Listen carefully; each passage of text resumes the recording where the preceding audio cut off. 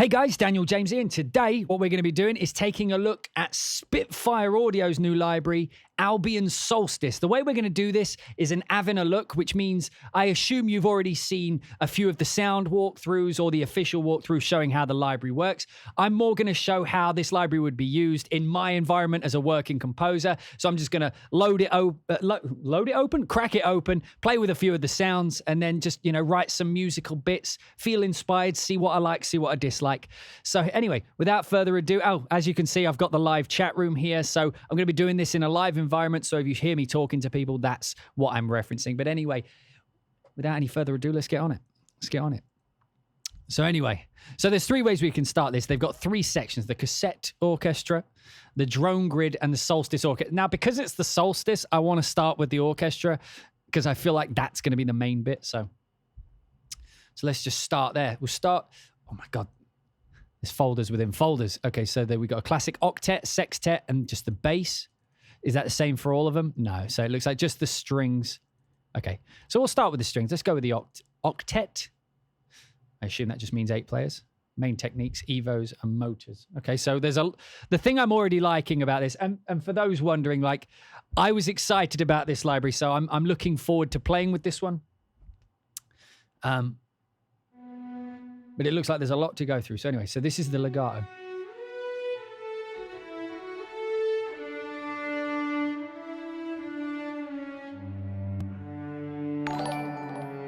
Hey, Nick Ravenform. Thank you for subbing, dude.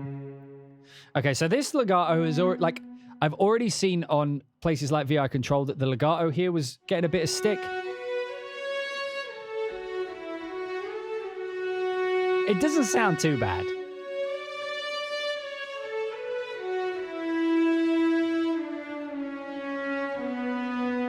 It's got very short releases.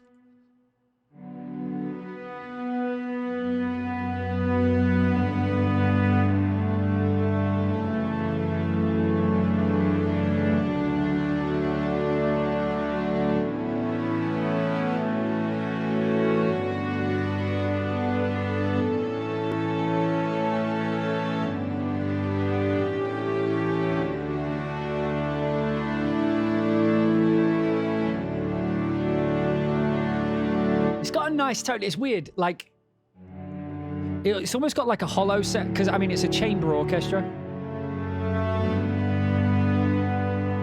so obviously it's got that sort of hollow chamberish sound, which I would probably EQ out. Like I always hear it. Let me show you on Pro Q 3. Like I always hear it as like this.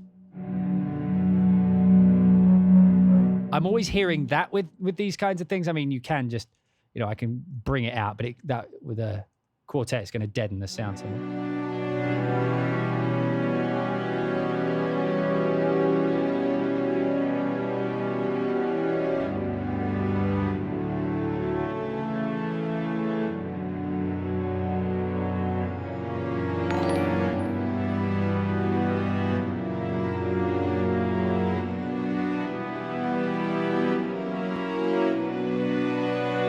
I would probably do something like that. But to be honest, that's neither here nor there right now. And it does have, like, I'm starting with the negatives because there's a lot about this library I think I'm going to like. Like, I haven't opened this library yet, so it's sort of a first look as well as an Avin look. But I've seen the videos, so I know there's stuff in this I already like the sound of. So I'm starting with the negatives. Like, the one thing and the biggest problem I've always had with Spitfire libraries when it comes to strings is they have this thing called the sucking effect. These aren't actually that bad, but it's where the release time, if I turn my reverb off, where the release time,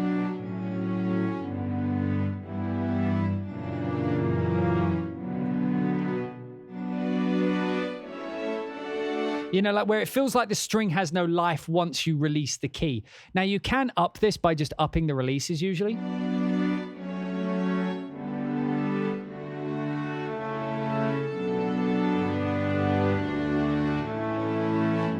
And I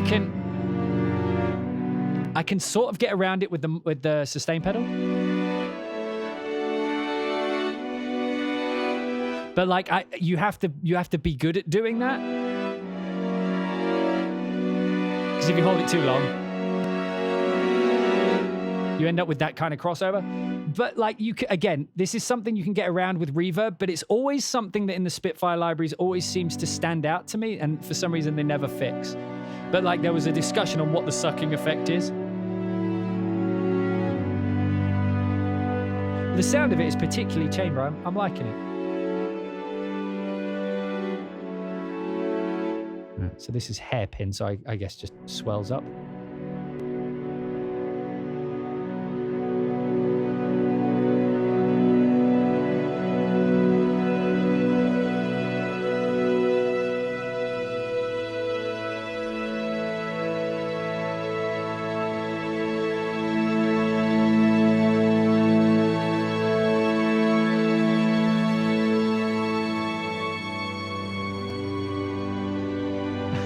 Just setting off all the hairpins.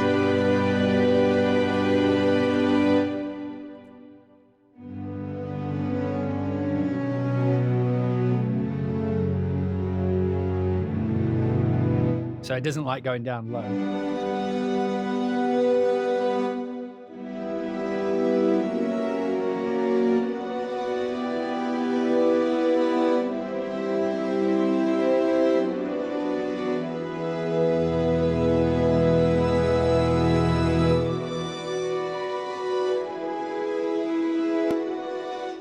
Can you hear what I mean? Like it's like the release just drops off when I change note, which is a shame because I like the tone of these. But the way I work with most like other string libraries, and I'll just show like CSS as an example, it's hard to explain, but there's just something. You see the way that dies out after the note? And that one goes,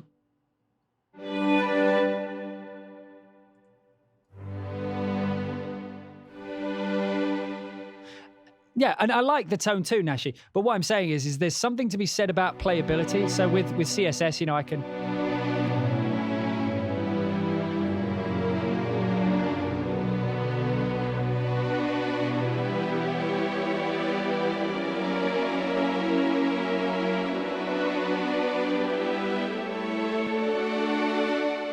Right, and it feels like there's life after the strings, but you...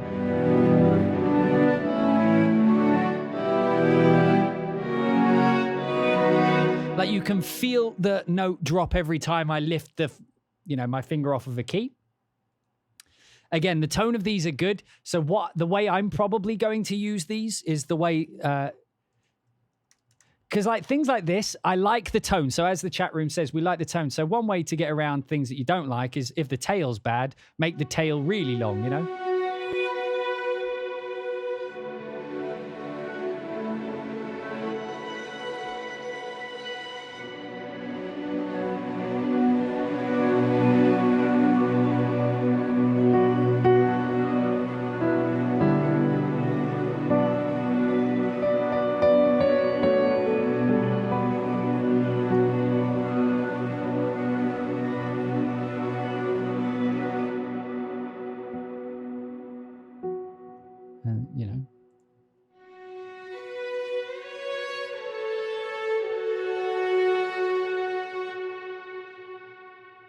Like I used to be in the school of complain, and now I'm in the school of just fucking fix it.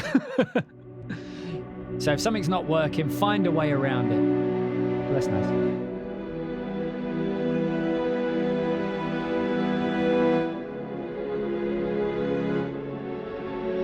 I've increased the release to as far as it goes, with the release at the lowest.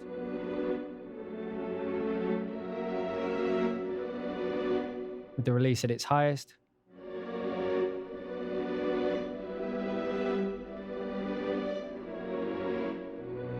Like, it sounds good, but it's just, for some reason, and this is what I'm, like, Spitfire is the market leader by far in our industry, and I need to hold them to a higher standard. Like, this shouldn't...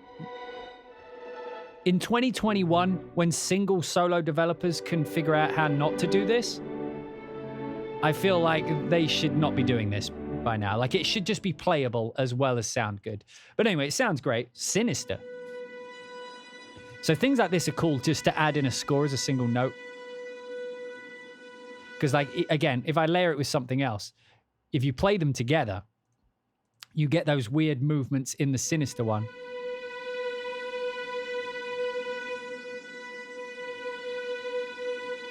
You see what I mean? It adds a new texture to things you might already have.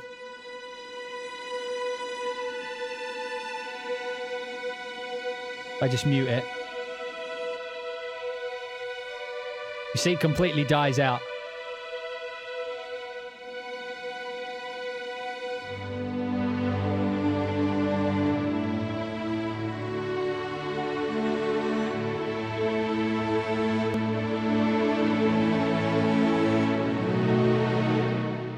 Weird chord. Malevolent. Let me get rid of that.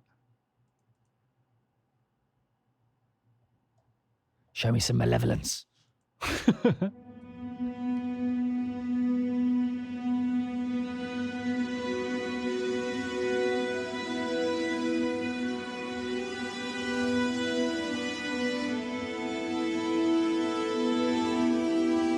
This has a very ancient sound to it. I like this.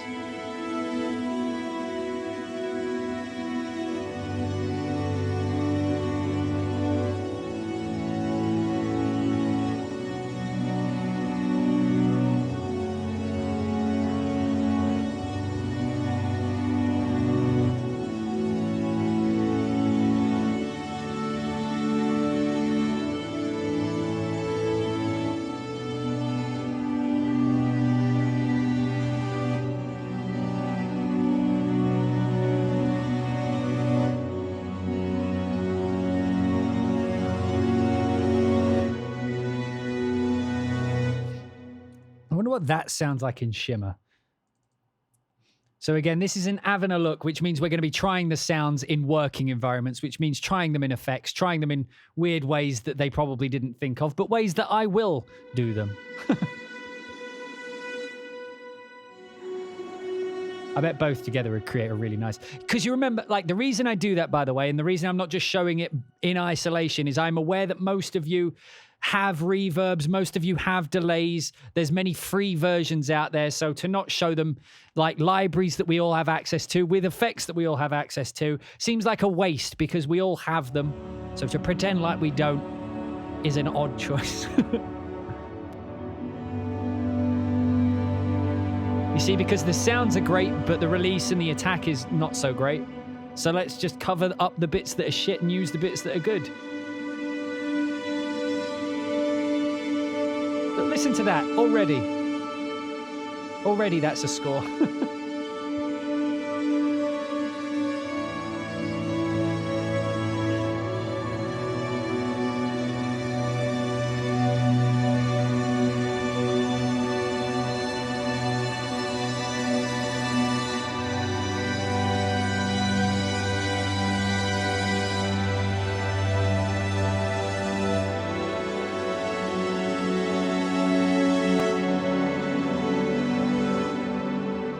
So we can create these cool things. These just look like effects. I never use trills.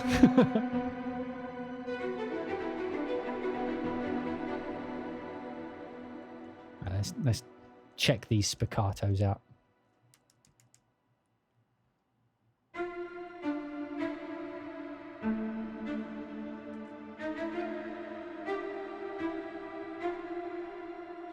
No.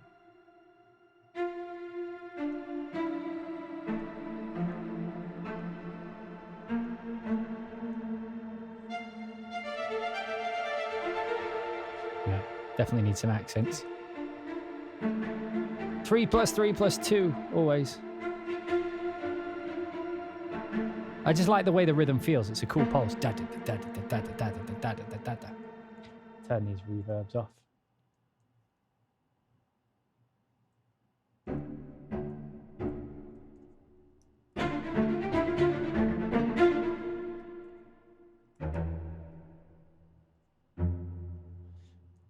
Also, we are way too fast.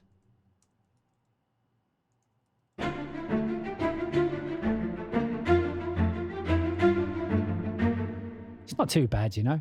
Usually Spitfire ones are... their spiccatos are notorious for being out of time with themselves, so let's keep trying that.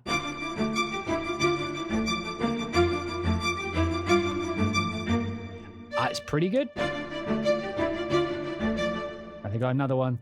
Staccato, but con sordino. Oh, God. Doesn't really work there, does it?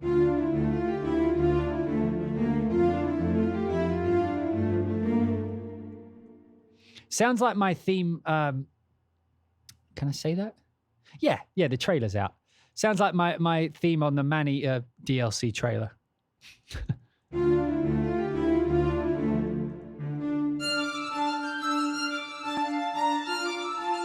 Throw that in some shimmer. That'd probably sound quite cool.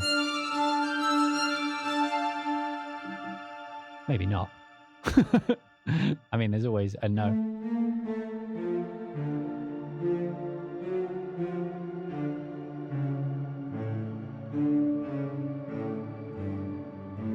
I have no idea what that's going to sound like.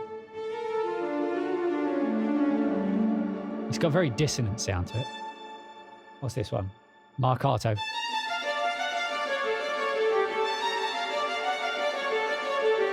I like that little F in there. That makes it particularly mysterious.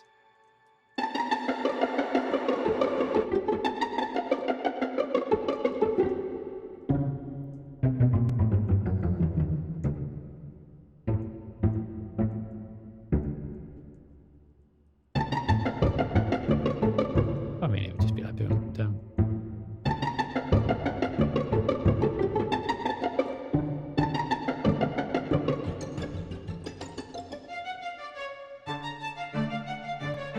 It's actually got a really good chamber sound, you know? I'm impressed because, like I said, usually they're not known for being tight, so we'll speed it up in a second. Let me just do like a generic rhythm. As if I would struggle with that. Lol. Like a trailery one. Right, and now we'll make it a bit faster. Not that you would do chamber like this.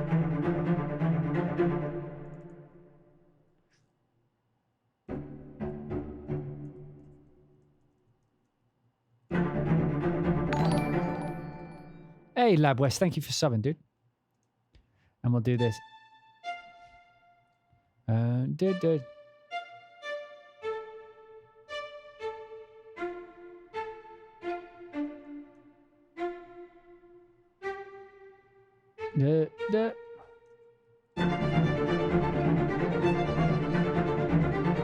Right. Different key.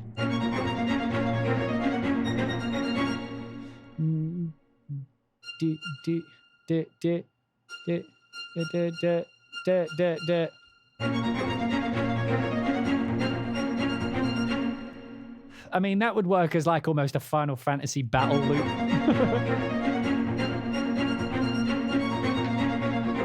And then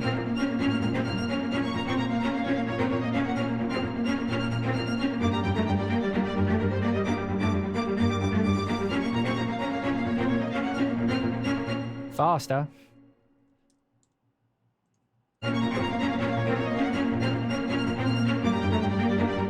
Actually sounds really good. I'm impressed with their spiccatos this time. Usually not their strong suit. They've really nailed these ones.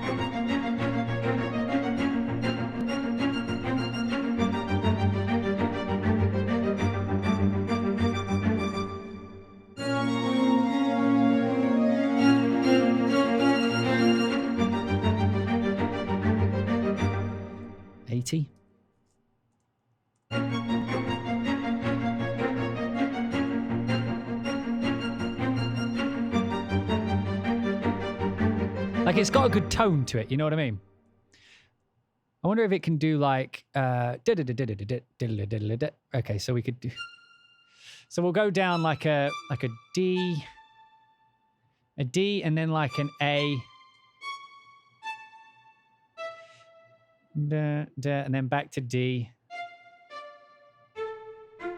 and back to A.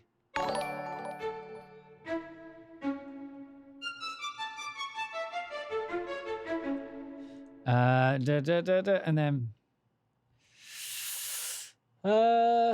then we'll go D minor, D minor, D major. I don't know why. I'm just coming up with a random thing. I'm trying to get better at doing this. That's why I'm doing it in my head. Then with D minor, D major, and then G minor. Fuck. And then C minor, and then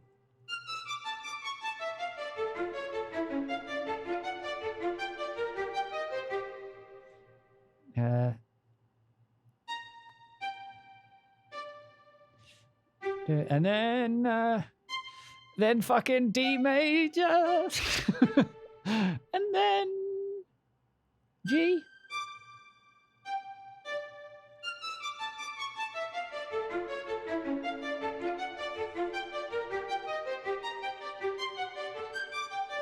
Hey, that was coherent, even though I did it in my head. I'm getting better at that.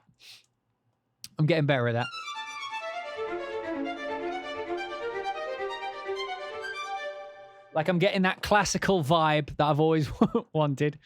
But, like, if I was doing that, that would be like...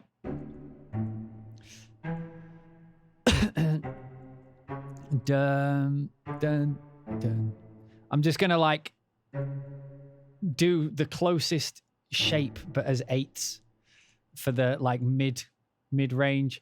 Oh, shit, what did I do? Then I did... wait, what was that? Oh, whatever. Right.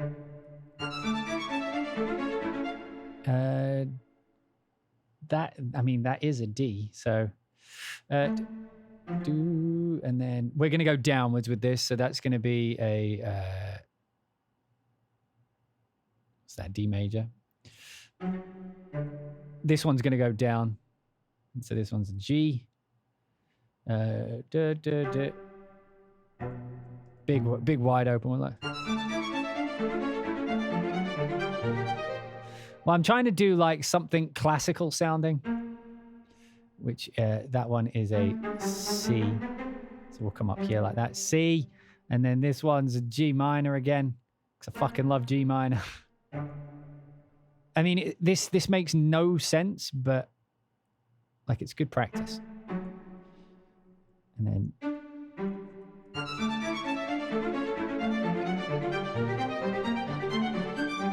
Come on, that's classical as fuck.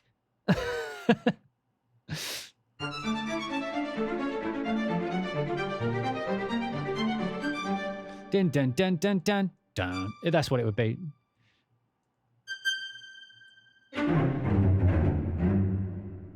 It'd be like that.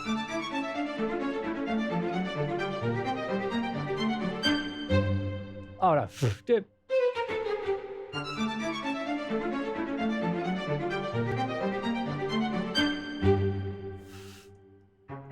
It's just a fun way of doing spiccato.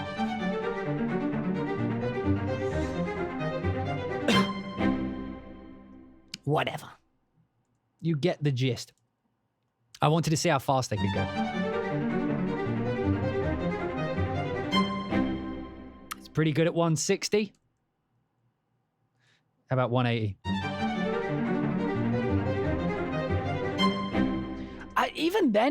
Even then, I'm okay with it. They have is the sextet.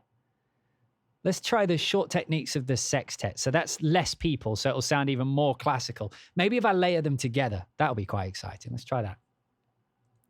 What's this? Spiccato, brushed, crescendo.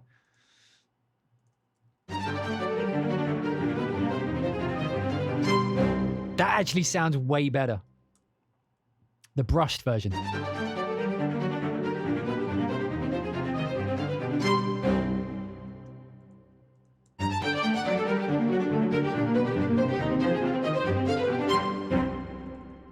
I mean, that kind of works. That's pretty fucking good. And like, I haven't really done much with the...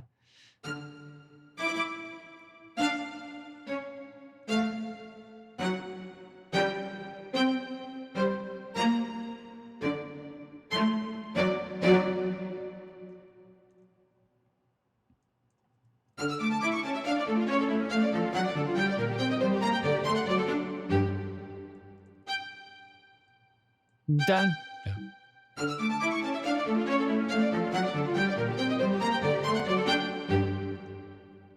That works so well. Ricochet. Nope.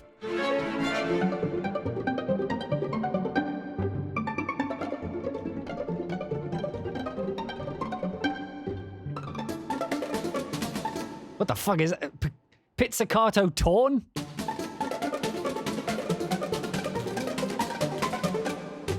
That just sounds like Christian playing it on a balloon.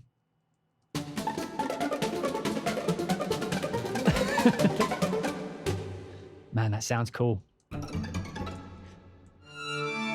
But no, this brush sound is exactly the sound I hear.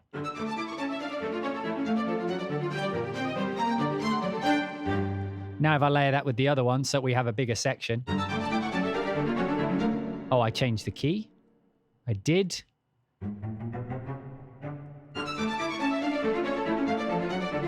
Let's have one section to the left and one to the right. Let's see what that sounds like.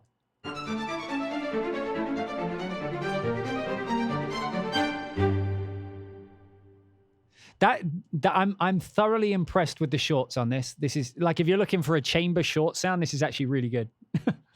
And it's contact based. I haven't mentioned that so far. So one of the things that we talk about a lot when we're talking about Spitfire is that they tend to use their own player a lot these days. I'm going to keep this because it works good for the short notes, but that was a good way to show the short. So that was the main techniques from the string. So I was quite impressed. I'm quite impressed. The legato still needs some work. The shorts are really good. The consordino, the extra effects. These are the kinds of things I was talking about that I have in abundance. Like, we have a million versions of those. So I'm not too worried about them not being great, because this has some other great elements already that I like. But I just wish that Spitfire is such a big company now. I was hoping that they can nail every aspect, So hopefully if this gets any updates, they give us some attack and release controls for the longs, maybe fix up that legato so it's got more of a tail, more of an actual feeling to it, because it sounds great, but it's tough to use is the problem. Downward glisses. This is the whale song.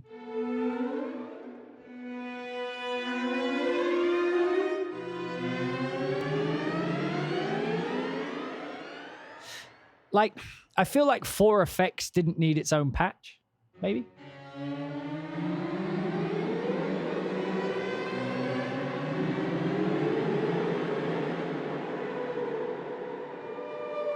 Put a load of effects on it, make it like a horror film.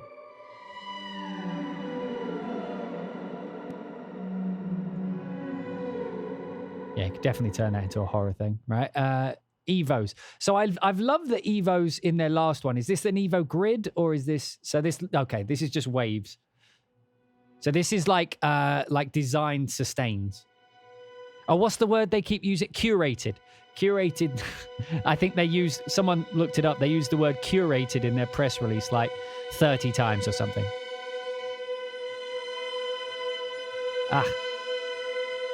So listen to that top note. Listen to the sucking effect as I change note. You hear how it just disappears? So these, the Evos, it feels like you're going to have to really up the release on.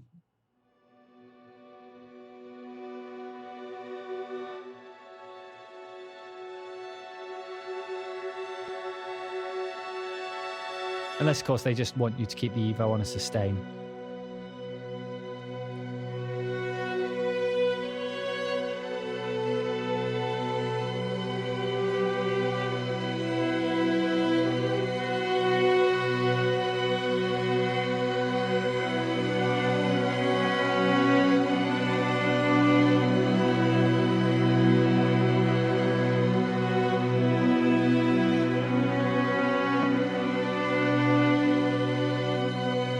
It kind of works if you use it sparingly like that.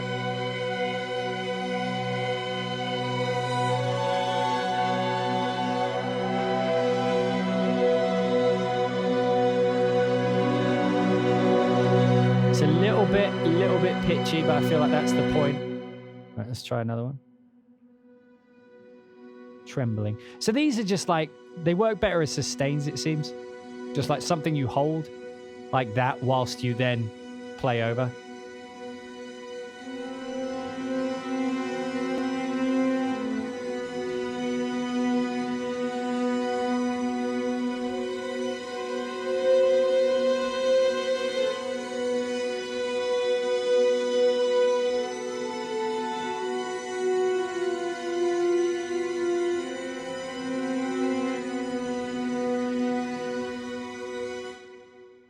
How quickly that release dies is what I mean with the sucking effect.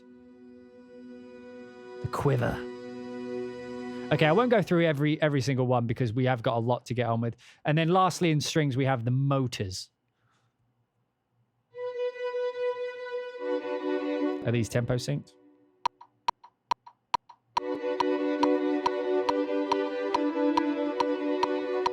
Yes, they are. So I guess like you get different speeds. Yeah, and okay, so different speeds just basically correspond to... Like if you're at a faster speed, it's better to use a faster tempo recorded one because then you'll have less artifacts. The same as if you play slow, you want the slower one so that you don't have stretching artifacts. And then you have 60.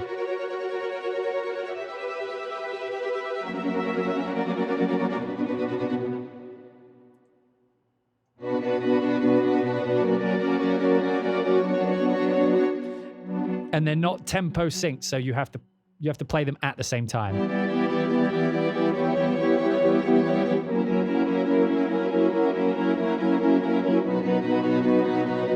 Okay, so that's the strings of the original. So let's pull up the sextet.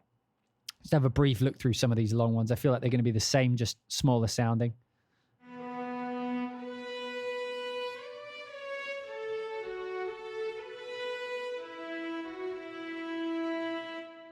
Let me set up some ambience. Well, you're sinister, malevolent. I mean, oh, they got Consordino up here.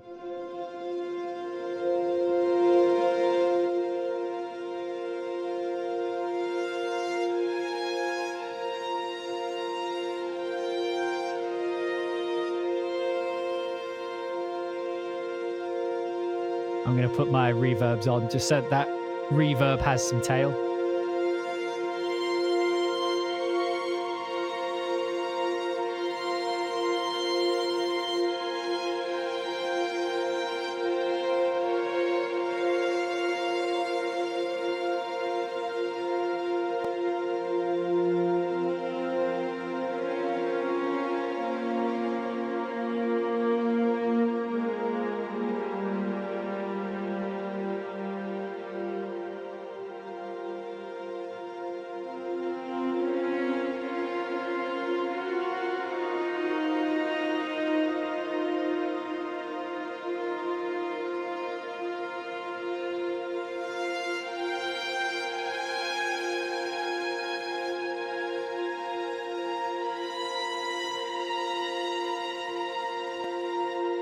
It's got vibe. It's just, I don't... The attack and release. And again, it has that ancient sound. So like if I was doing a show about Vikings or like Saxons or something. My people.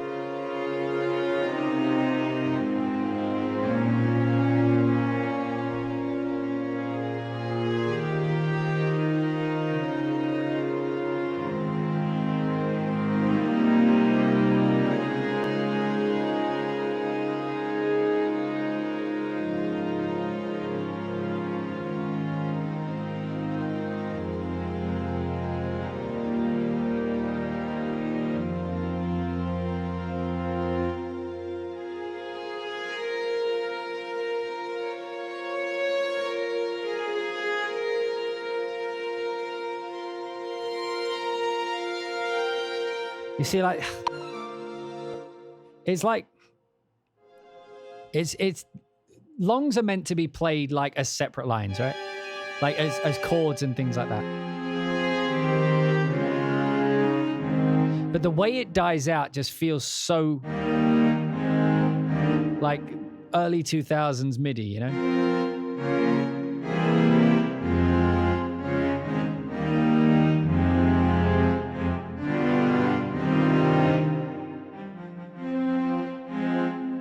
Just makes it feel more like an organ, right?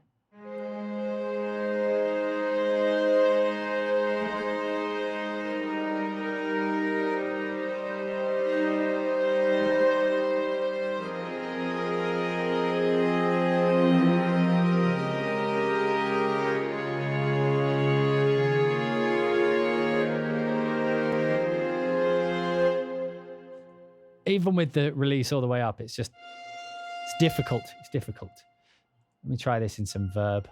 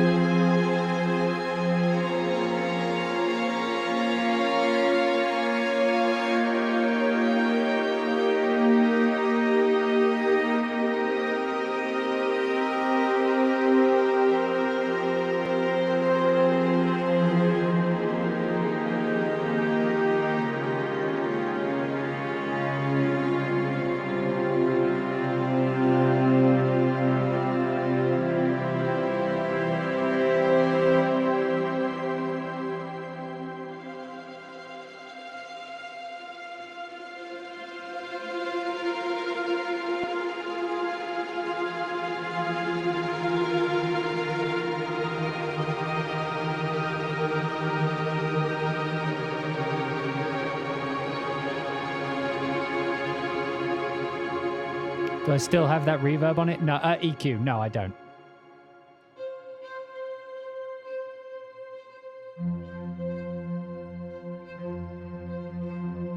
Yeah, the sucking effect is really bad. It's a Spitfire thing. They do it on purpose, I believe is what they've said. Oh, that sounds cool.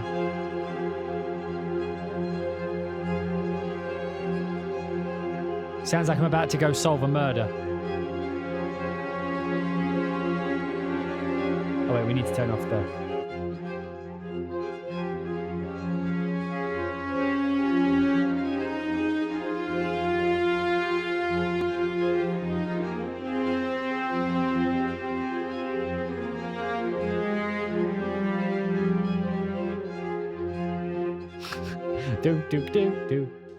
do. Sopon.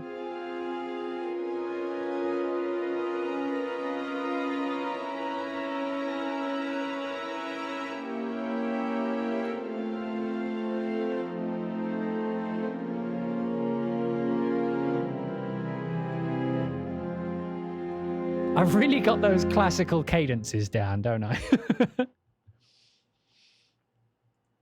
Right, Sol Tasty, Sol Tasto. Oh, that's nice. And like, this is what I was saying. So one of my biggest like statements on this so far is that like, this sounds good, but it sounds like a lot of things I already have. So things like this type of sound across the Evo grids, the contemporary drama toolkits, the British drama toolkits, the, you know, Olafur Arnold's, I have a lot of this type of sound. So the strings weren't really the thing that interested me the most. I've been blown away so far by the short notes. Some of these are good. Like they have beautiful sounds like this one.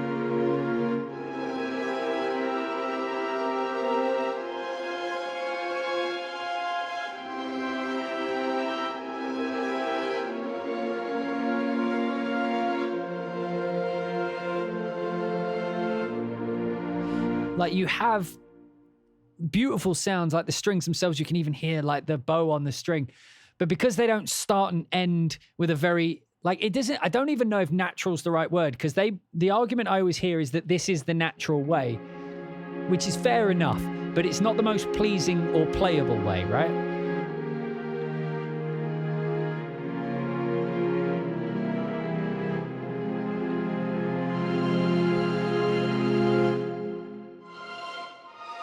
Again, just for comparison, for what I'm comparing it to. So like, so that's how they approach. Right. A slow in and then a slow out, whereas hard in, hard out. Right, that's what I mean.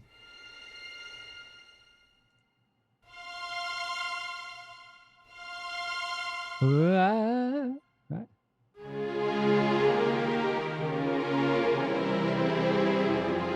allows me as a chord, you know, or as a player to play that in and have it feel natural, which as, you know, two composers, I think is important.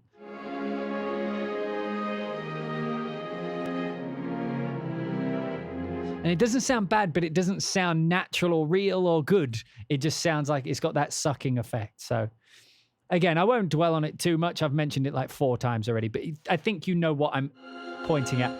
And as far as I'm aware, there's no attack, decay, sustain, release, right? We can't change that here.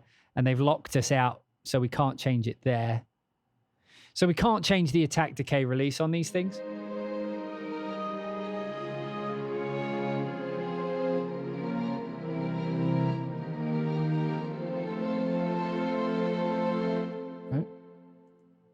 Harmonics. Those are some aggressive harmonics.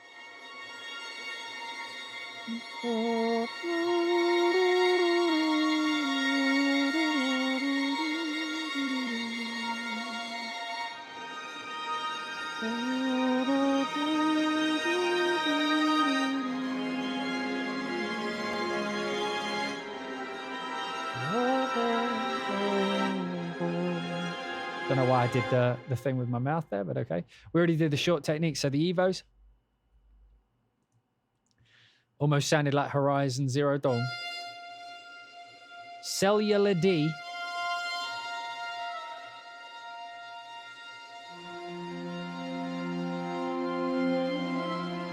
Oh, what's that little... You hear that?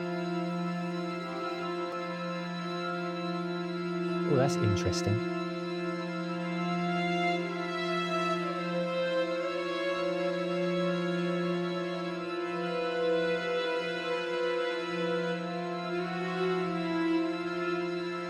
You mentioned the sucking effect, literally what we've just been talking about for the past 10 minutes. It's basically this, mate. Listen to how the sound just stops when I change chord. Right, whereas most libraries go like this, you know. Let me turn it up. Fade out. Fade out, so that when you play, you can play together and it sound natural.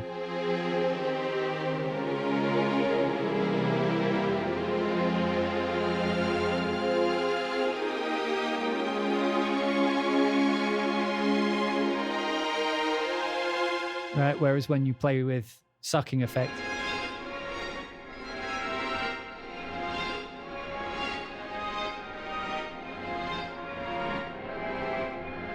right, you hear how the note stops at the end. There's no natural flow to the way that the longs work. They don't fade in and they don't fade out. They just play and then they stop. Even with the release at 100%, that's all it means. Again, it's something that most, like every developer figured out in like the early 2000s. But for some reason, Spitfire has it that way. And from what I understand, they've mentioned multiple times that that's by design. They want it that way because that's how it is with an actual orchestra. If they stop playing, it stops playing. Sure, if they want to keep it that way, but I don't like it. Personally, I don't think it sounds good, and it makes it harder to play and harder to be inspired by. That's just not the way I like it. Again, when I pass these judgments like that, that's not an objective fact. That's just how I feel about it. If you like that thing because it sounds natural, I'm not saying you're wrong to do so. So this is the bass.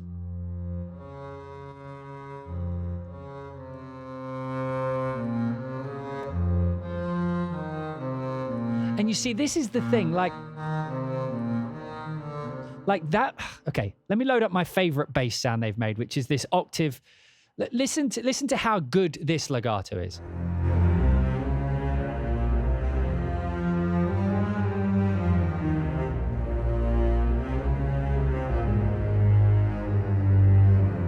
Right? Sounded natural. That's a bass that they made in like the early teens, right? I think maybe 2010 even. When was Albion? Like early 2010, right? Sounds amazing.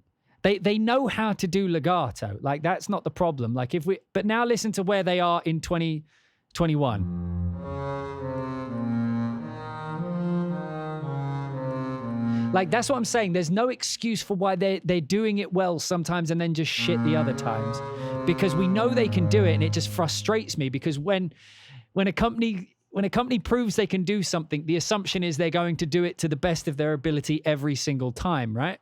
That's why I always get so mad when, strings come out. They have 30 string libraries now, or 30 libraries with strings in, and they're still doing this sucking effect thing. And that's all I'm saying. It's like, I don't, like, they can do it. I know they can do it. They've done it, and I use it on ones where they've done it. It just doesn't make sense that they keep not doing it and then saying it's on purpose and I'm just a fool for pointing it out.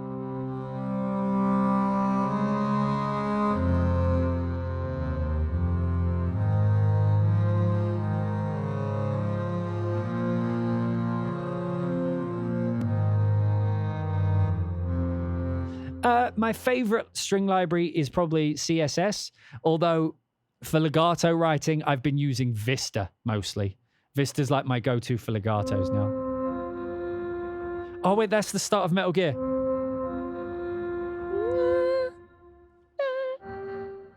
Oh, it doesn't go up that high. Okay.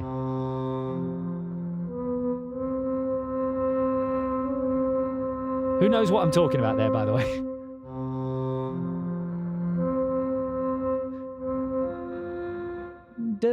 Anyway. So this is just the bass anyway. I wouldn't use those. Yeah. Well, let me try the bass with this line.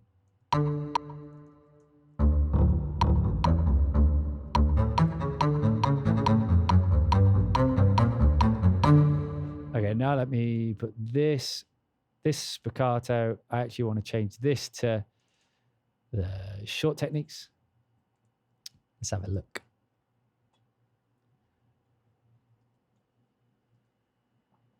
No, I wanted the brushed ones. So I'll layer these two together, right?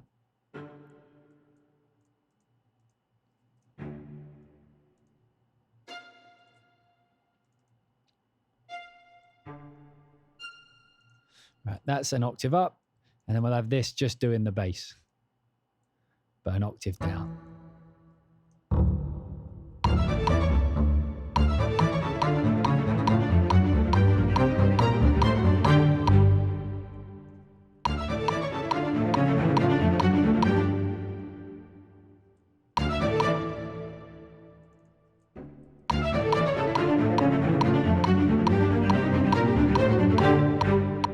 Like that for me works great. Like, so the short notes I know I can definitely use in this. So I'm happy with that. Right, I'm going to keep I'm going to keep one of the strings open. I'll keep this one open for now so that we can play along with it. Let me load up some of the, right, we're still in the Solstice. Brass and Winds. So the call of Cthulhu. Right, let's have a listen.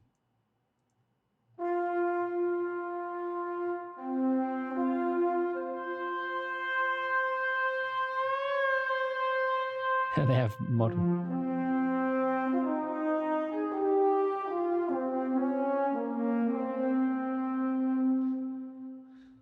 Right. How are we going to do this?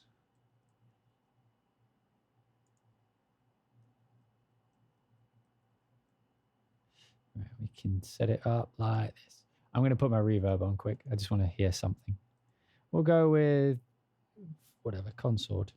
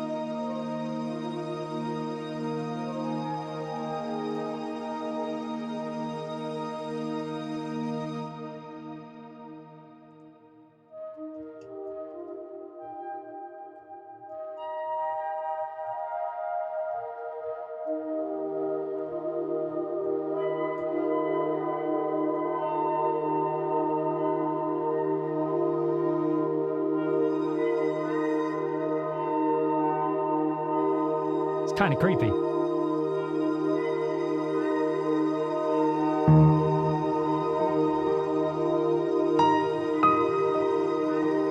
Yeah, it's like resting on the edge of pitchiness.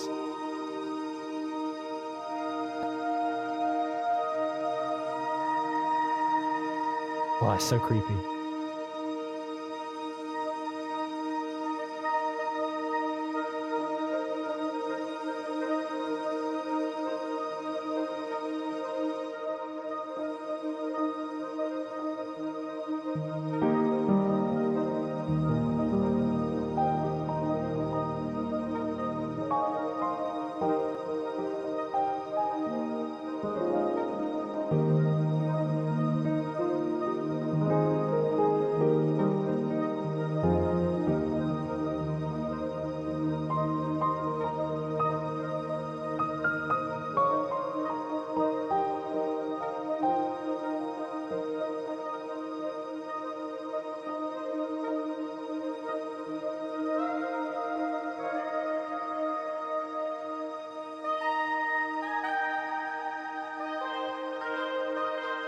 Probably wouldn't use that.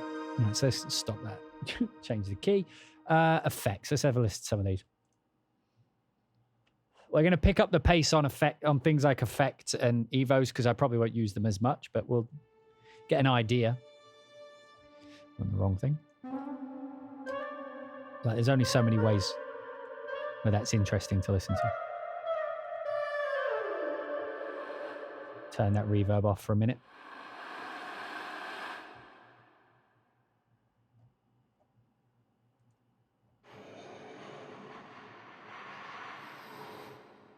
OTT.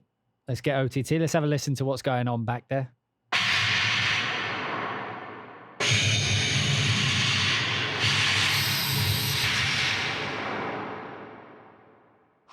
Not much.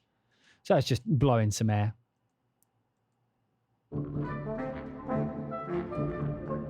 Again, not things I usually use. Motors are just like playing the 16th notes and stuff. I'll check that that's accurate and then we'll move on. Okay, so this is cool. So evos for the winds.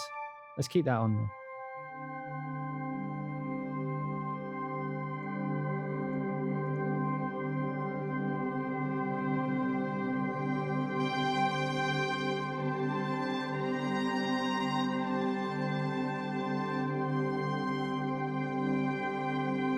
A lot of Spitfire, what was that? A lot of Spitfire instruments have tuning issues. That does tend to be the case.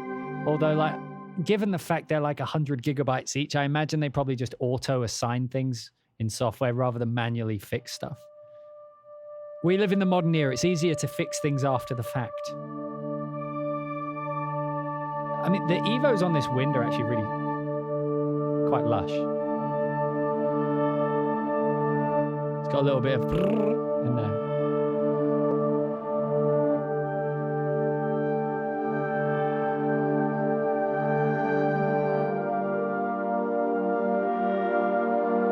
Meandering. Well, that's...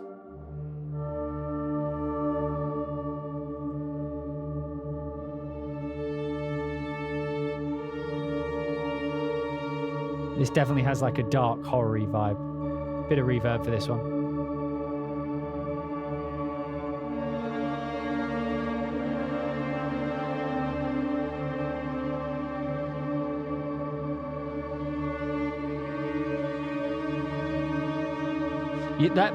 That natural bend within the winds is giving it a real vibe.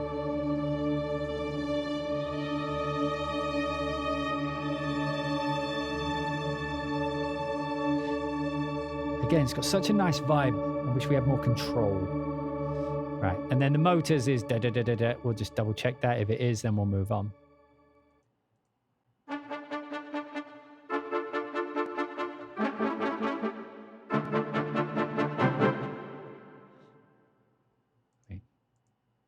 Cool as it is.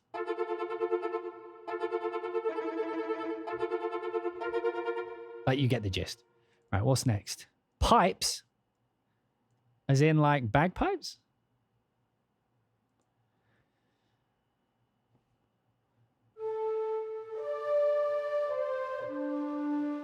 No. Like recorders. Right, for this I want a nice... Is this nice? Right, some Solstice. In fact, let's change the key. Some Sol Tasties.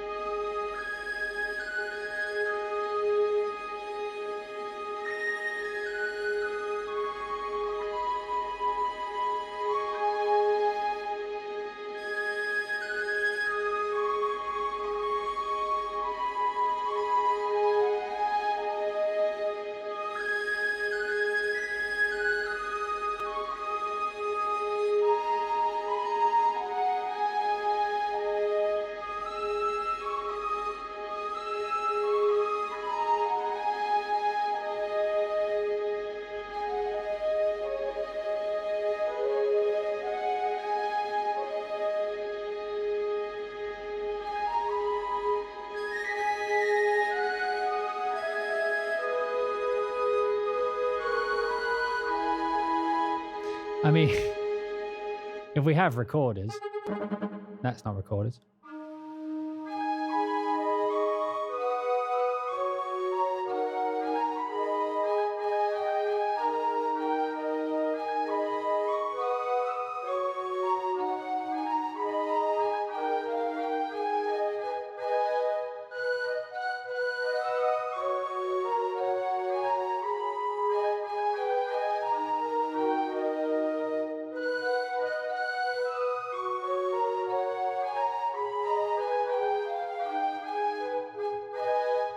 I mean, it kind of works.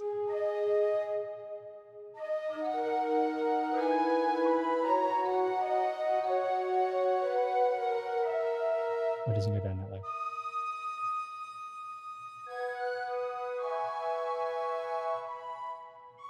So you wouldn't really play it like that, I guess.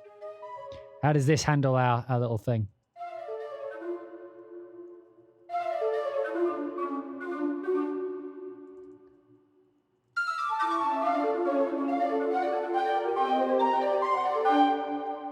So it doesn't handle it very fast. How about no? 90.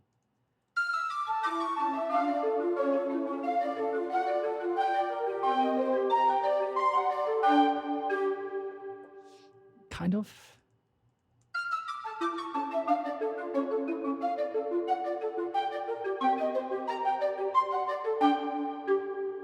That kind of works. So it doesn't go that high though. So maybe like 110 is like its limit. Not its limit, but...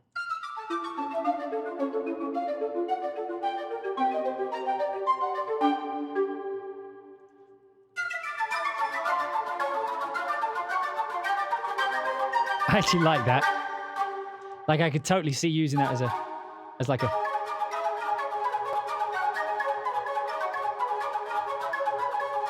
You know, that kind of, like when I'm doing one of those East Asian things, you know, like it's almost like Hong Kong cinema sounding. But it's got like that kind of...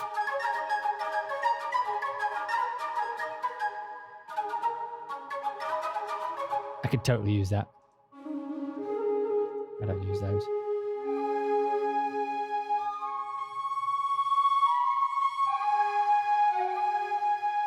Wavering.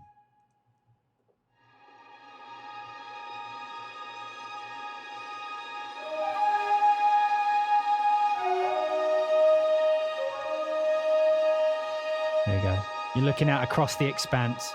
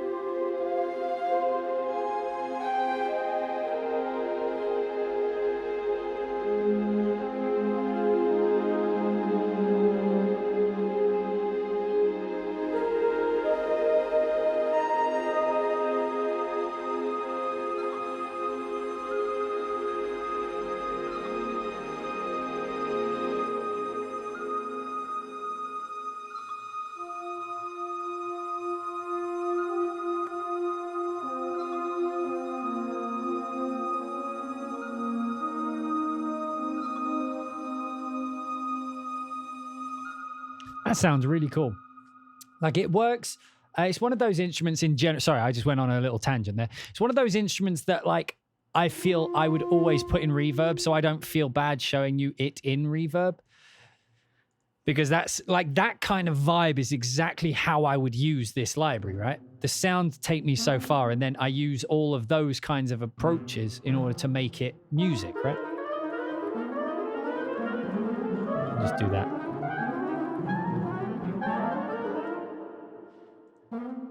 So yeah, the effects, the Evos I'll show like more of, but like I'm mostly just going to show the main techniques, I think, from now.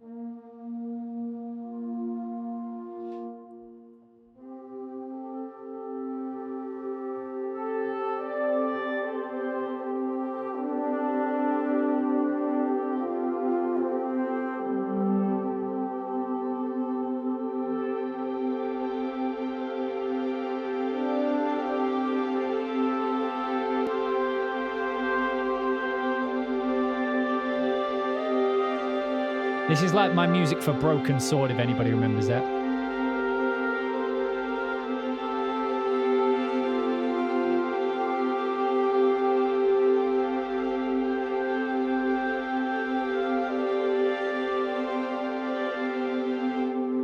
I'll try not to go down a tangent. I know we've got a lot to cover today.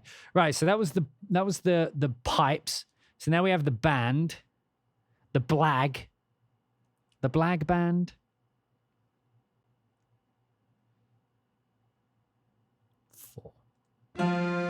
Oh.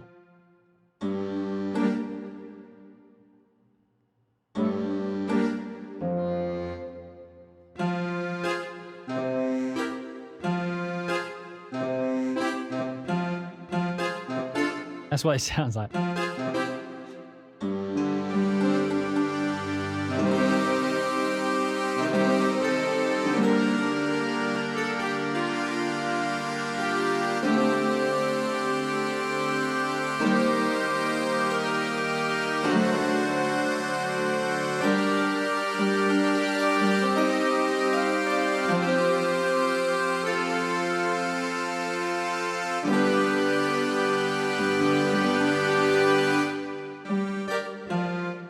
Feels like one of those ones.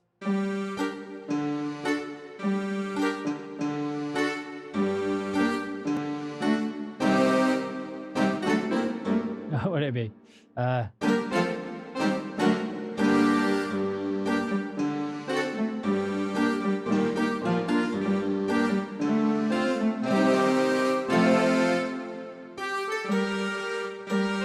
what would it be?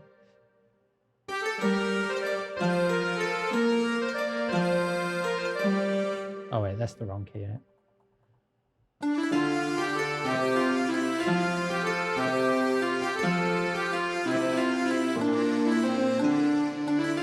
Or that, or whatever. I'm allowed to show that. That was a brief example.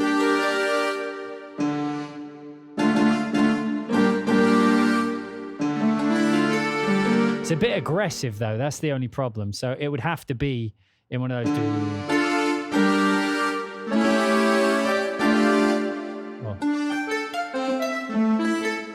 I wonder what it would sound like playing this thing.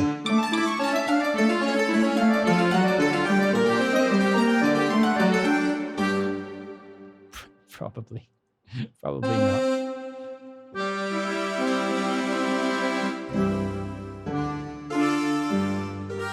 Like this one feels a bit too specific. Like it feels too specific for this genre. Like you would need to have something that needs that piratey kind of yo-ho vibe in order to make that one work.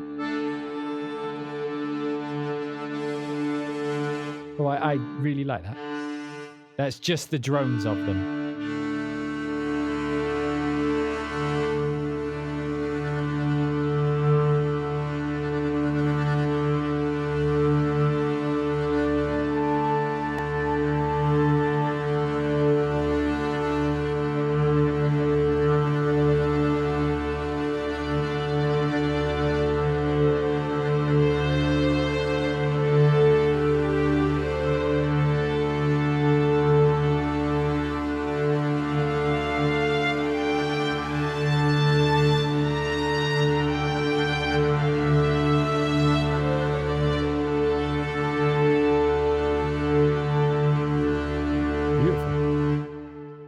look at the other ones.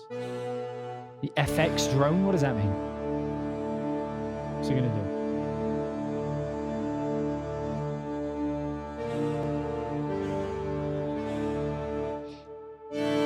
So the Blag feels like the Pirates of the Caribbean vibe.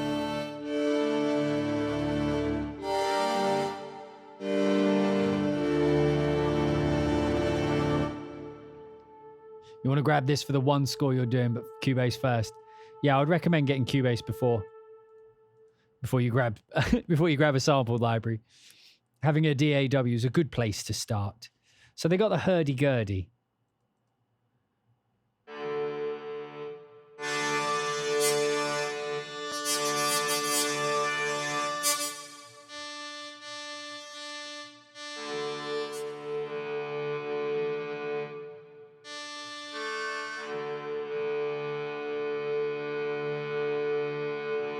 So these are really good drones. This is like, I'd say Blag is like the Pirates, because that sounds like the pirate TV show, Bear McCreary's one.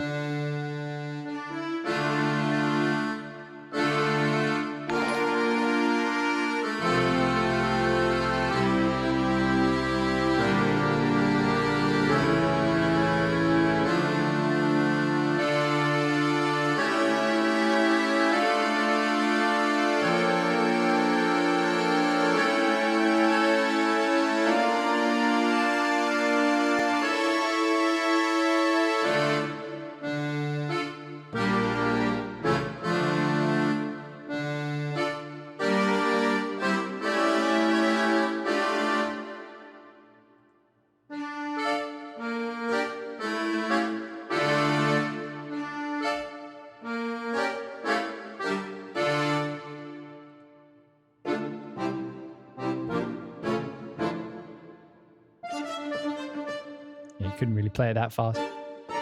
Oh, hey, thanks. I'm an orange for subbing. I appreciate it.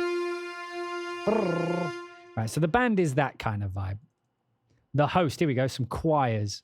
See how we get on with these.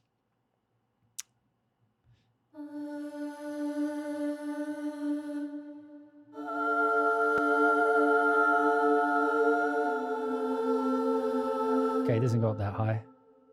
Can we extend the range of these ones? Okay, it goes fake low. I'd say the real voice starts here. That's definitely a fake voice. So.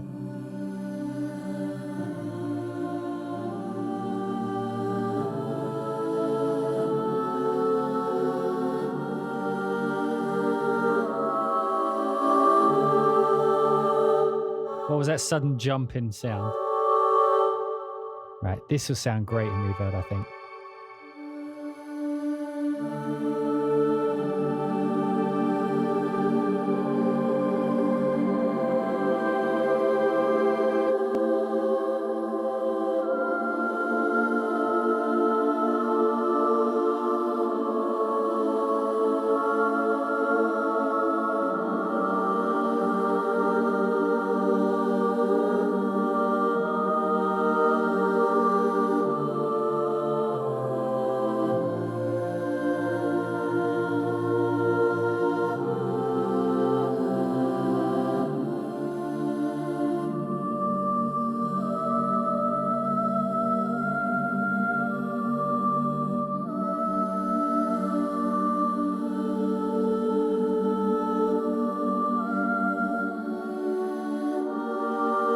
Doesn't get that high.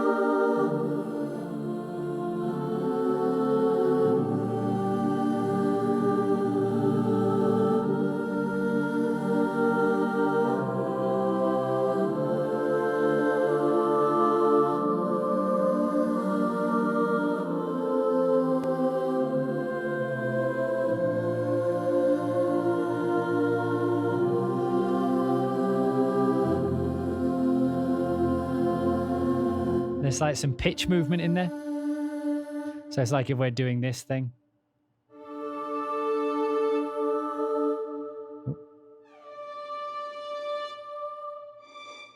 Why is that not hold? Oh, it's because I've got the legato on.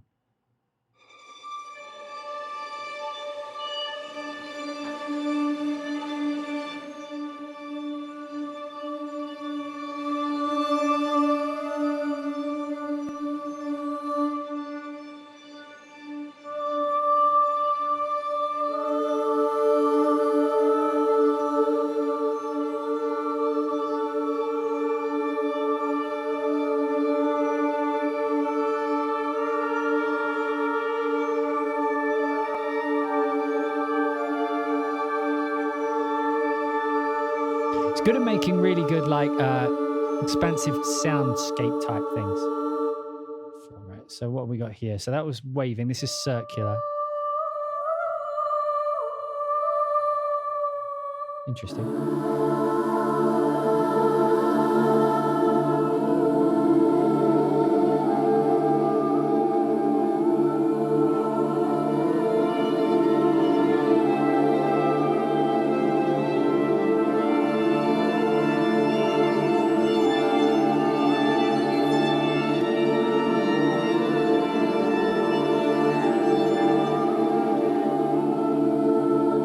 But that does add life. That's a really good vibe.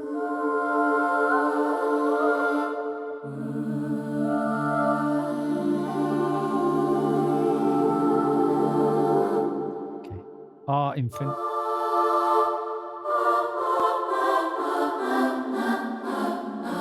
That sounds like an old MIDI. Like that start time feels like the old Omnisphere. Da da ba doo bop.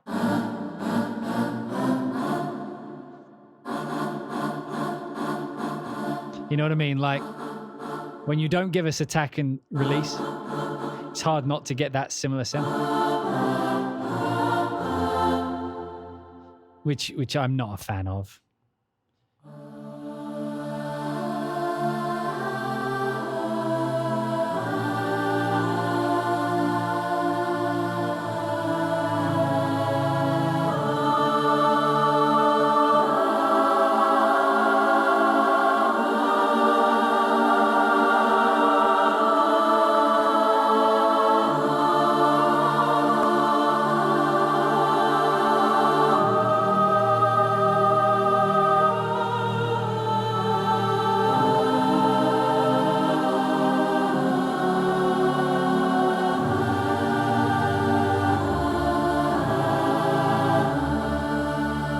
Like it's just too aggressive. I mean, like the actual R sound sounds fine, but it's too aggressive. I need control.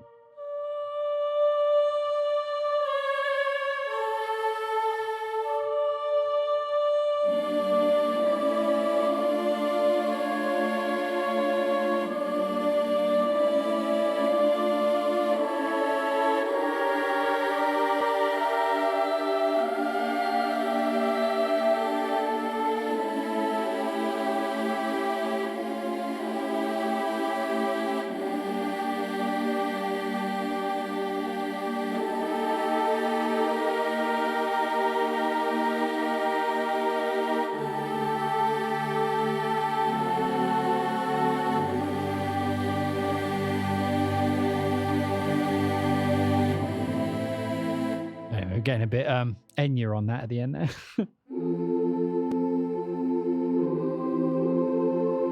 Okay, this is a reverb one. This is like bringing back the War Dead.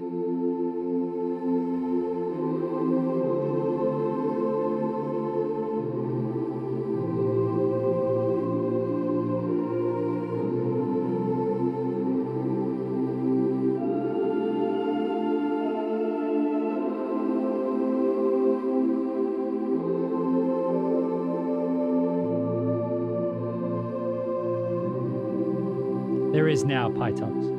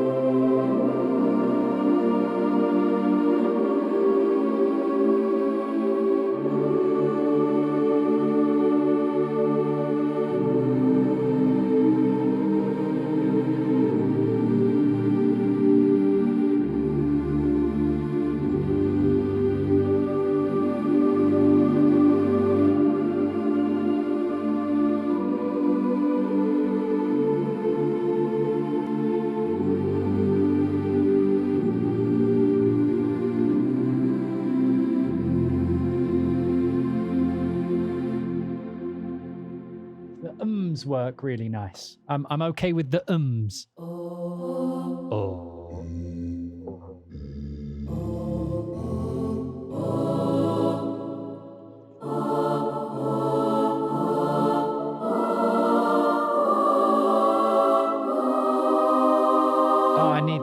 that A up there.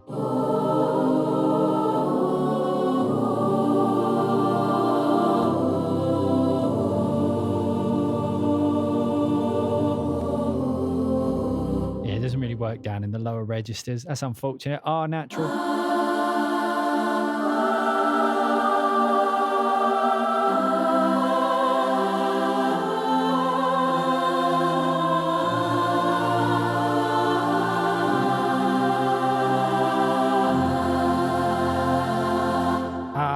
Like, yeah, way too powerful. I wonder what the motors sound like with the choir.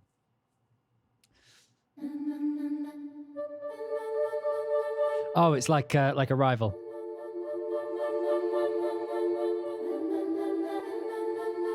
So if we put that with like strings.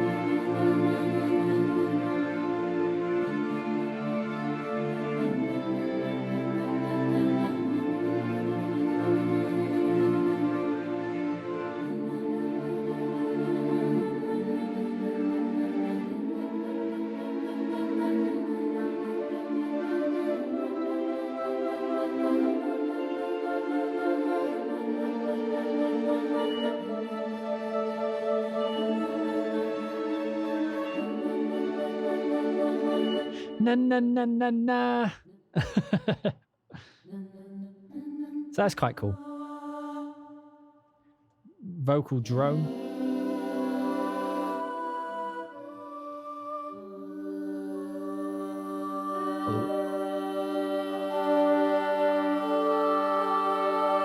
No, in fact, if I have them hovering over the sea.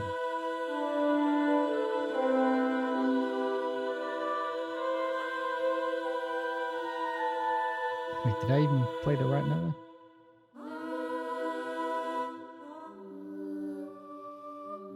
Oh, right. The drone doesn't seem to be... I mean, it's tonal, but...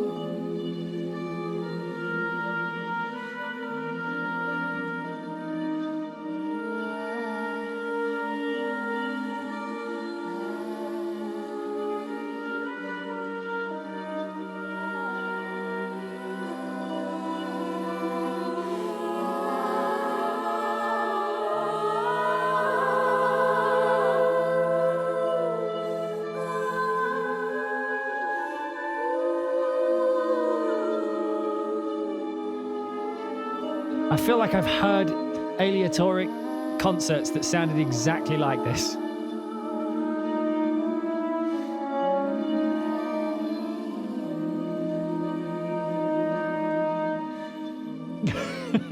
I was well into that. I don't know why.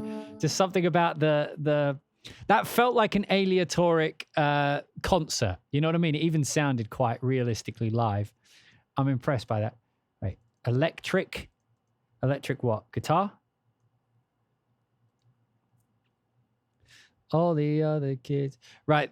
We're about an hour in now, so we're going to take a quick 5-minute, well, not 5-minute, a quick 2-minute break so everybody can grab a drink, stretch their legs. I need to use the bathroom. I'm just going to play some orchestral music that I wrote in the interim. Just if you're watching this on YouTube, you can check for when the the orchestra finishes. If you're watching this live, stick around. I just need to use the bathroom and grab another drink. Make sure you do the same. You've got about 1 minute to do it, starting from now.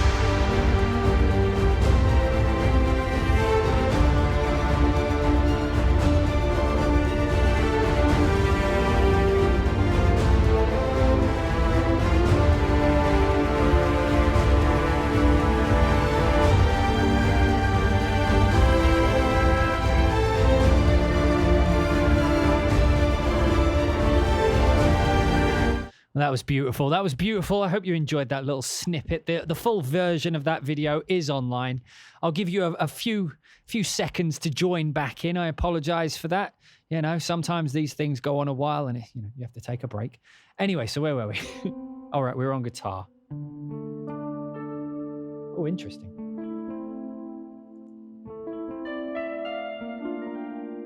Okay, so we have to play this light guitar.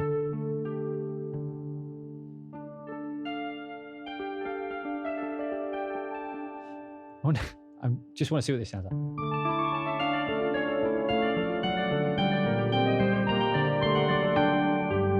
You obviously wouldn't write it that way, though.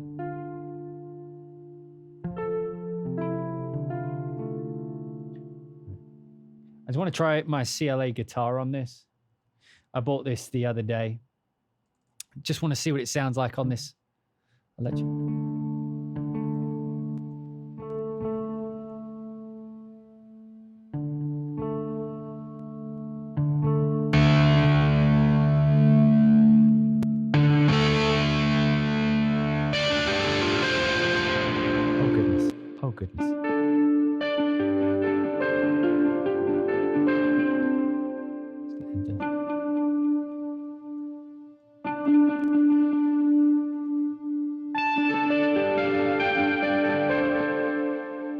Take this and then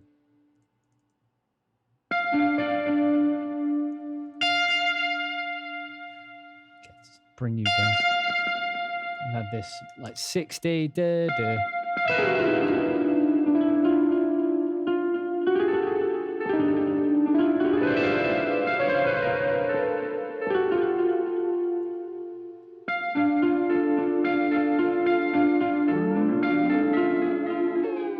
Oh my goodness. Okay, I'm just going to turn this off.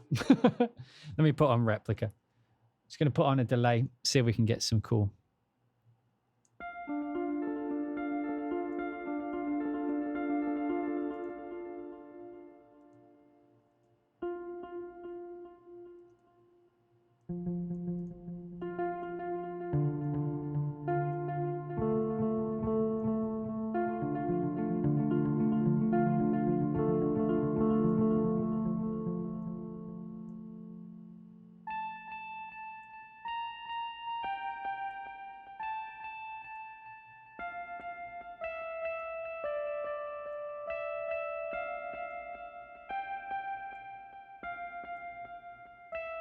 I don't know.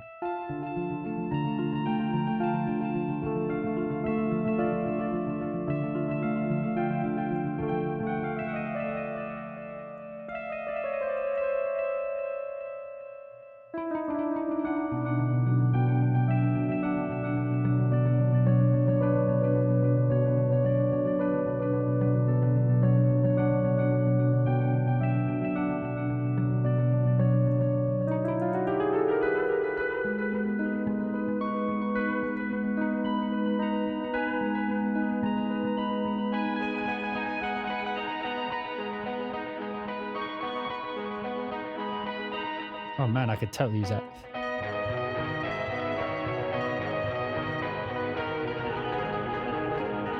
You want a trance gate on it? Okay, let me give me a second. Like I agree. Like this is pretty much how you get the ADO aura things. Have you guys ever heard those?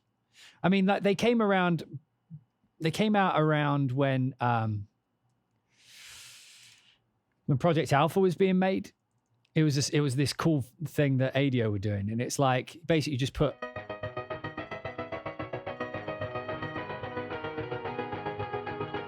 Do you like that? Do you remember this thing? This kind of vibe? It's a bit sharper.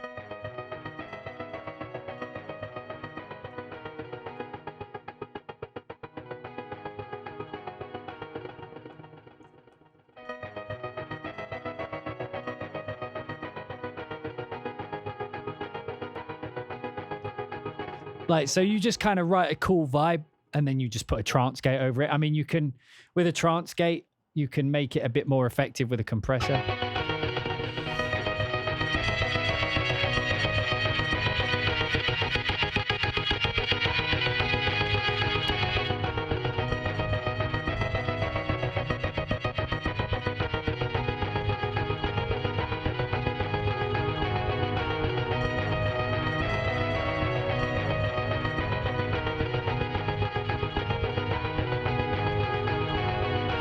So you can see, like, very easy to make those types of sounds. The guitar sound itself for an electric guitar is actually cool. I don't usually use electric guitar sounds, but if I did, I would use them really, like, delayed like that.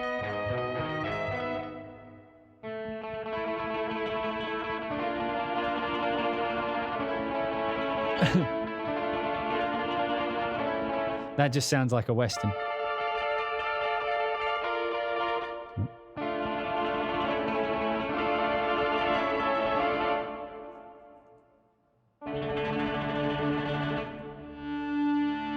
Oh, I like that.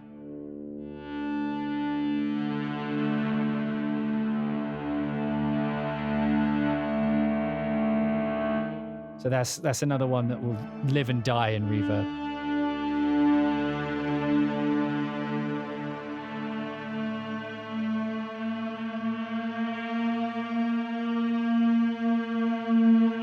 A little bit of pitch bend.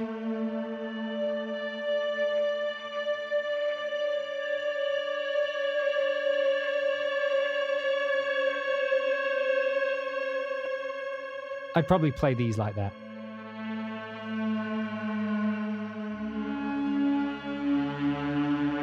Just really subtle pitch bending. You can see it. Oh, you can't see it on there.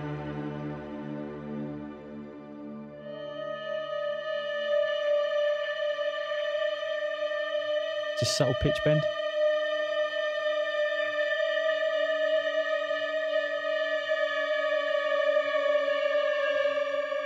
All right, it's a pretty cool vibe. We can work with that. Harmonics.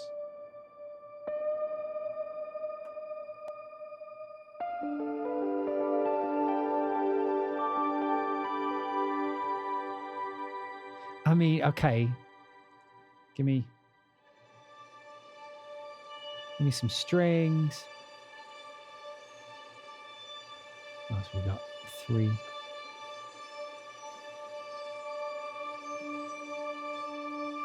Get some vibe and then just.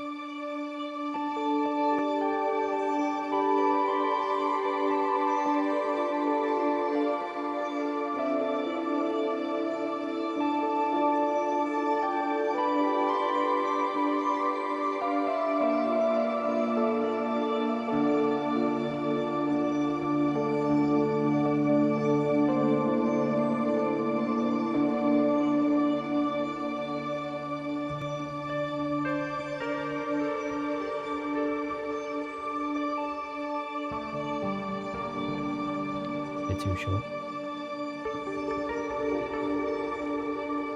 Very easy to make cool zombie vibes there. Hang on, I want to see how well the palm mute handles the really fast line.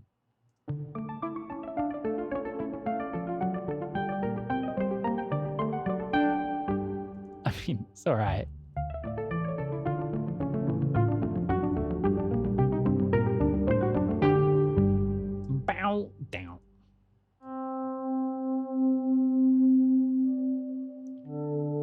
Okay, so this is your, like, The Last of Us vibe.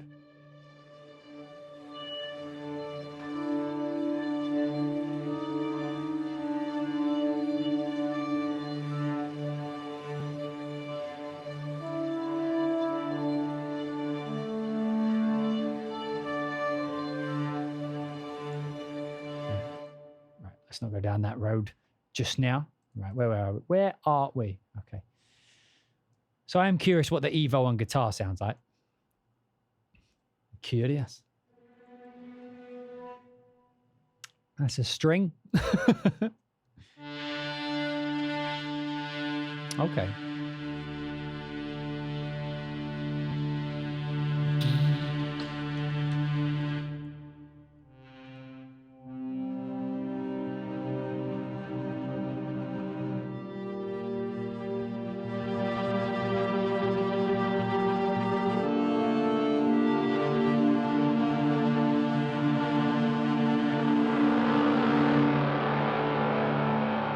So this is definitely good for setting the mood.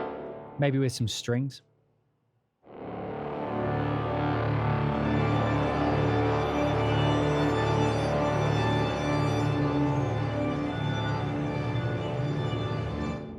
These are really good texture setters, you know, like you use them to set up the mood and then go from there.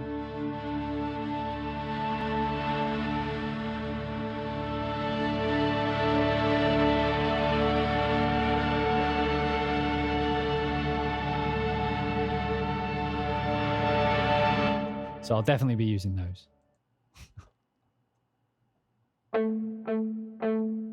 And then just...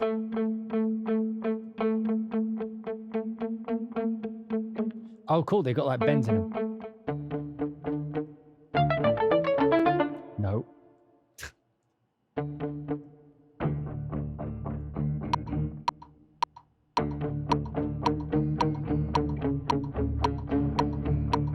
I mean, they're way too specific, but it's good if you like need something to get the idea flowing, or at least to get it started. It's a good way to do it. Acoustic. So is this going to be acoustic guitar? We had electric. It sounds like 12 string.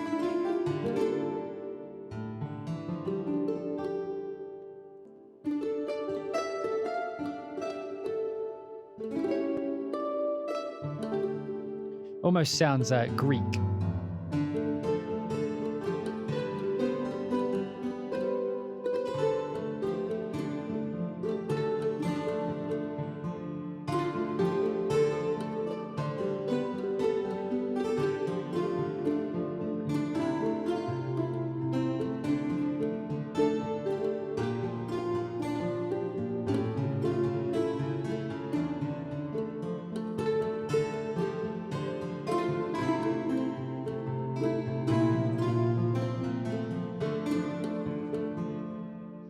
Cool. Ooh.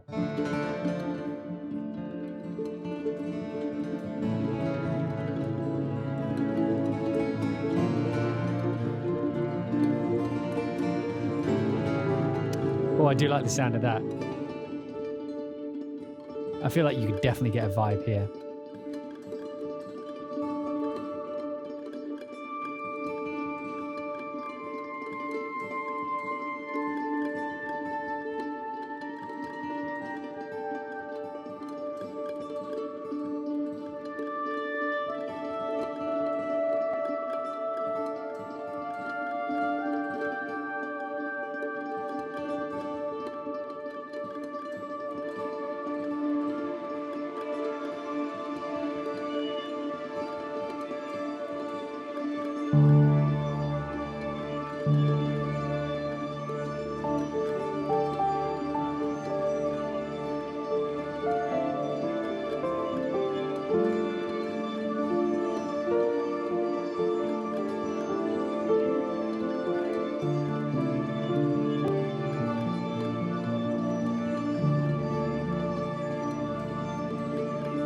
That is a really cool vibe.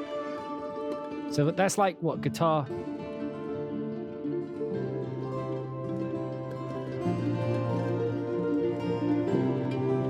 wonder if you can just play that alongside strings and just it work. Let me see.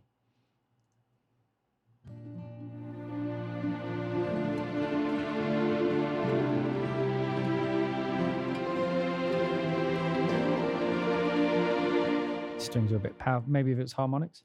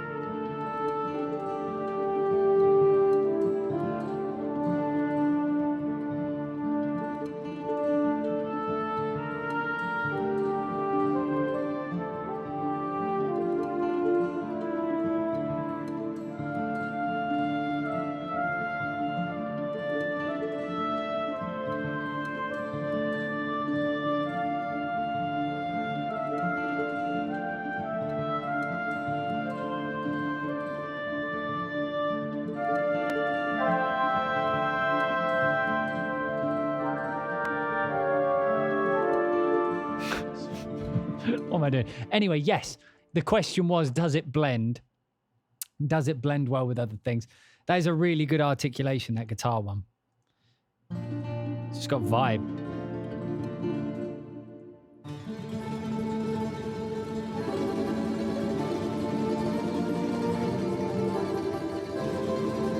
Same vibe, but it wouldn't work quite as well.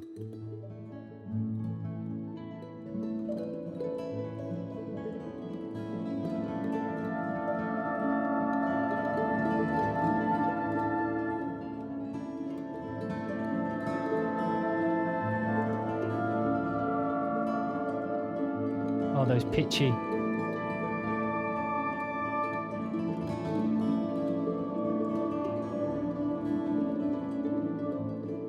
Right, bells and mallets. Let's get some of those in. Right, what we got here? Oh. Okay, it doesn't go down that low, which is unfortunate. Okay, so I need to up my octave. Oh, that's nice.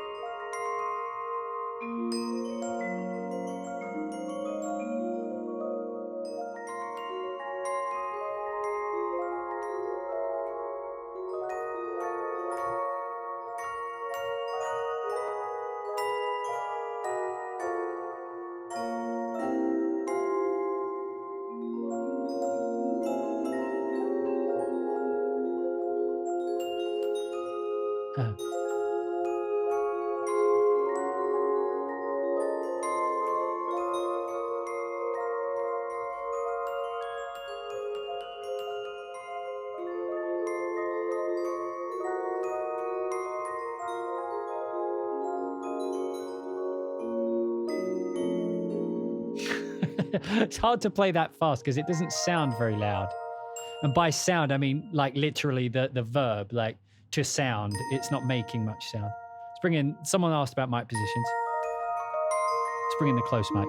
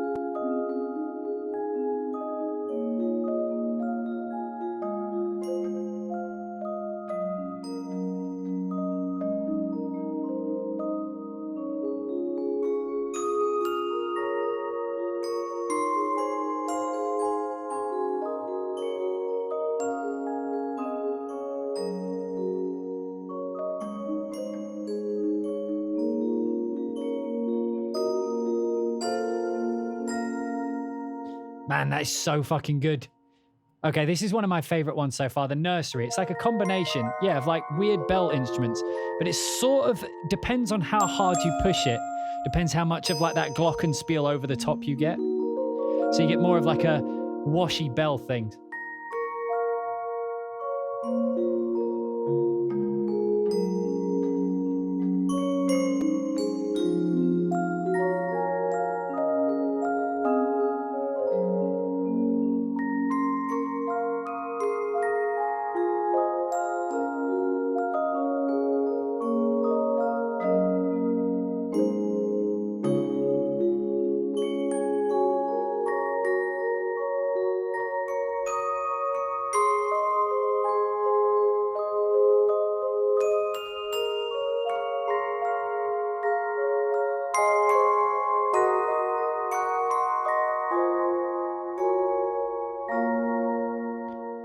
Wow.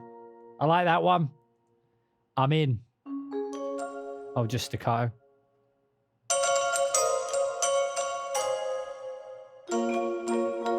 Yeah.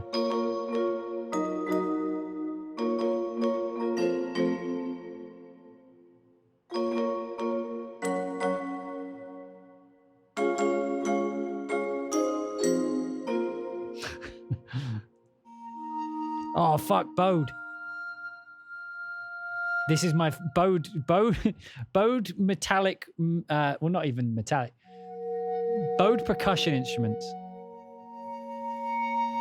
are my favorite sounds in the world. Listen to that. I've always wanted a good version of this.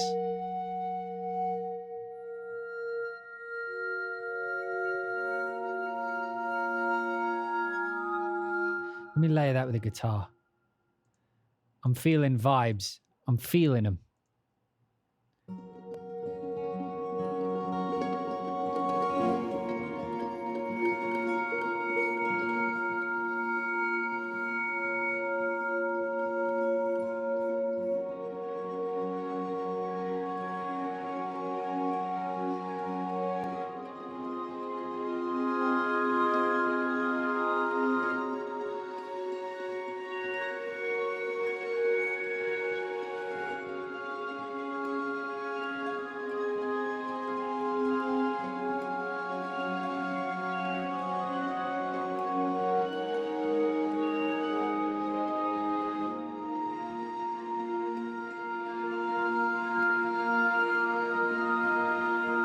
Let me put a reverb on that because that's got a really high sharp.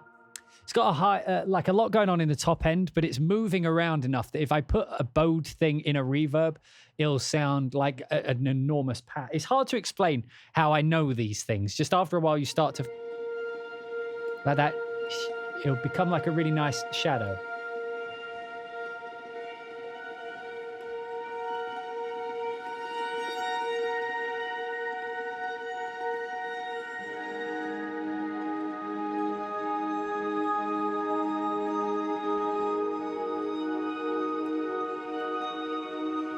Whenever I get the call to work on Elder Scrolls, I'm sorted.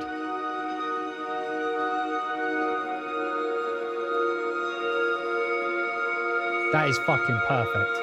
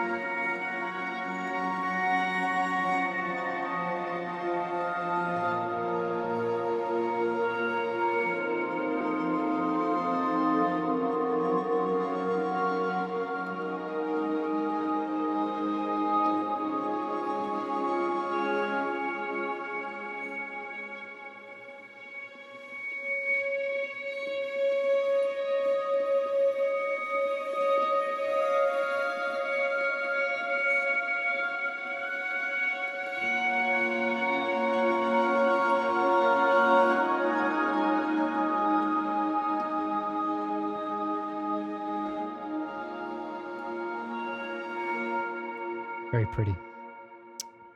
So I'm really loving this bowed sound. How about the tremolo? Oh, that's just... Yeah, that sounds good just because it sounds good.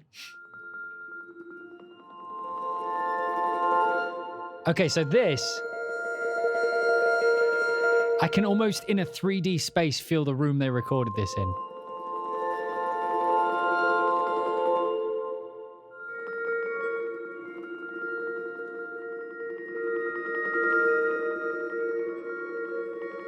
That is really nice.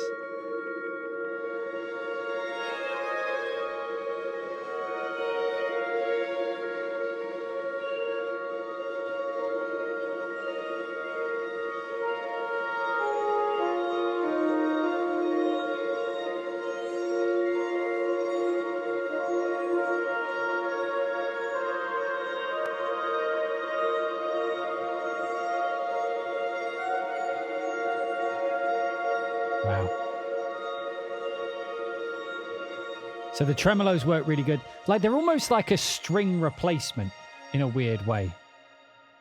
Does that make sense? Like I would almost use the bowed ones like a string instrument.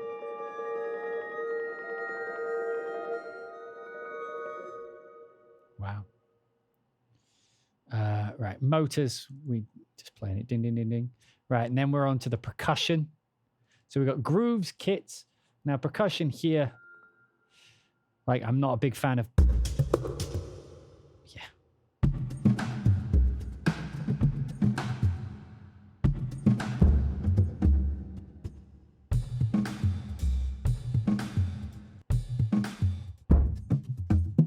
You have to forgive me, but like I have zero interest in this stuff.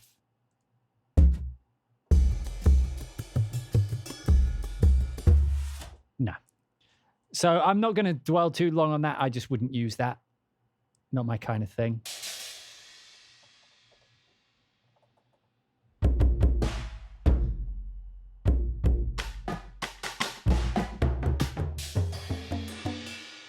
I mean, for very specific use.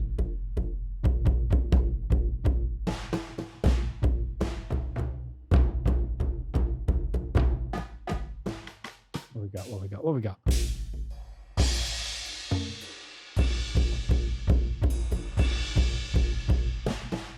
I mean, I just wouldn't. The snake kit. Yeah, it doesn't seem to fit. It feels like we need percussion. Let's add a random jazz kit. Not into it. Not even into it. Right, so that was the Solstice Orchestra. So how do we feel about that so far? That was the meat and potatoes of the main part of the library. Remember, of course, I'm sort of going over it sort of quick because there's so much to do. So each of these, you know, has like motors. Some of them, like up here, they have Evos, not that one. Like so the string ones, they have like their own evolutions, their own sort of effects. The effects I probably wouldn't use as much. The motors I probably wouldn't use. The short notes on the strings are really good. The Evos are really good, but I already have a lot of those. The legato and the longs need work with their attack and release. For me, the tone of their instruments where they're going outside of what they're used to. So, you know, like the acoustic guitar, that sounds really good. The bells and the mallets sound fucking amazing. The brass and the winds are okay. The pipes were good. The band was a bit specific to... Well, yeah, the band was a bit specific to like piratey music, so wouldn't get a lot of use out of me. The choir was good, but again, if I need more attack and release controls on there, just going down the list. In fact, yeah, I'll just give a brief overview. So strings, I'm going to start at the top. Start again. Strings at the top, really, really good shorts, good evos, but I've already got a lot of that type of sound. The legatos and the longs need work because of the sucking effect, which I showed many times. If you're skipping into the video and you're finding this point here, go to the beginning to hear an example of that. So the strings have the sucking effect, which is still a little bit, but the tone of the actual sounds, like the actual things they recorded, sound good. It's just there's no good way to get into them or out of them without having to do some sort of fake fading across. The brass and the woodwinds, sounded really good on the legato. The legato actually sounded very good on it. The Evos were okay. Like, again, lots of ambient texture kinds of things. The main things that we liked on that were, let me just load it up so I can have a look. The main things we liked, main things we liked were that and like just a flutter tongue, tremolo. So that one was just almost bog standard. The pipes, what were the pipes? Oh, the pipes were like woodwinds, like the recorders. That was really good actually in the reverb, really high up. Really different sound, but it's that recordery sound. So it's got a sort of folksy, like European sound to it. The band is a bit piratey, but very good sound. So if you're doing that kind of music, and it's broken down, so I like that. Choir, the choir like is good sounding. Like the Evo versions, good because they fade in and they fade out. But the R's, the E's, the O's, and the M's for some reason are like immediate start, immediate end. So if they could add the same attack and release, just so it was consistent, that's good. Electric guitar was good. I don't really write for it, so wouldn't use it much. Acoustic guitar was really, really good, especially the tremolo that you can play as a pad. The bells and the mallets are by far my favorite thing so far. They sound so clean. They're perfectly playable on the keyboard, so the softer you play, the less of that high end you get. That's really good. Makes it a playable instrument that I can play with emotion. You know, I can actually play and make it sound how I want it to. The bowed stuff is incredible. Never had a bowed. I mean, I do have bowed percussion like that, but that sounds amazing. The percussion I would never use. Like, it's like a jazz drum kit. So that's what I feel about the orchestra. Then we have this cassette orchestra thing. This I'm not so sure about, because now we're moving into like their eDNA thing. So I mean, we'll take a brief look at it, but that was the main feelings on the main instruments. Again, like, and one of the main things I've said about this library is it's not something, like, it sounds great so far as well. Sounds good, but it's not something I needed immediately. So I was willing to wait for a Spitfire sale, you know, where they sometimes give away free libraries if you spend over a certain amount. So I was always looking to get this library. It was, for me personally, it was about timing, but I got this one for review. So again, this is something for you guys to decide. But so far, the quality has actually been worth how much they're asking for it, which I think at the minute is around $200. Which for this, so far, even just with the Solstice Orchestra, would have been good. So here now we're moving on to their Cassette Orchestra. And unless I'm mistaken, this is just some idea where they're taking the orchestral sounds and they're running them through old cassette machines and then putting them into their Synthy UI interface in order to... I mean, this kind of thing to me feels a little filler. I don't feel like they were focused on this part of the library for too long.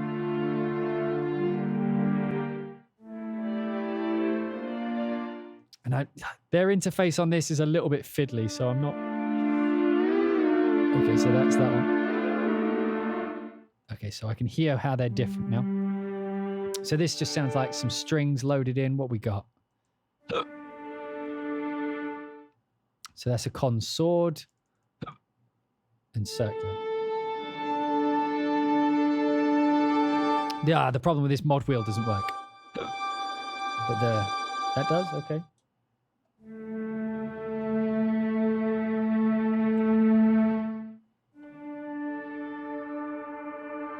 So this is cool. Like, this is one of their eDNA things. Again, I'm not fully sure how this interface works.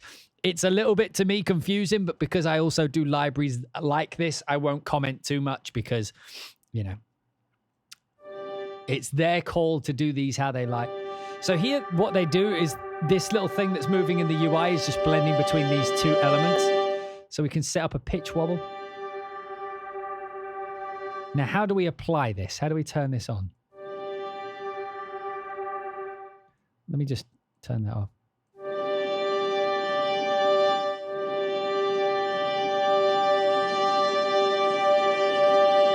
But I don't know how to turn those on. Are they just always on?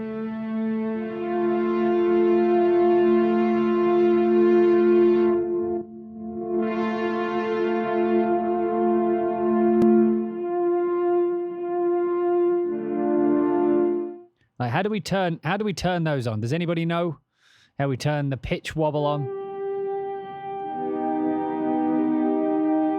Bend, no, clone, glide. Like, I'm not a fan of the interface, so. Oh god, here we go. Effects motor. You can assign it, but how? Like this? How do we add it? Like, yeah.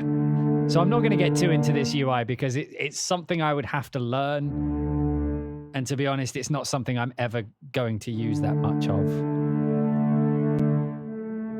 I'm okay with this. I get this. That makes sense.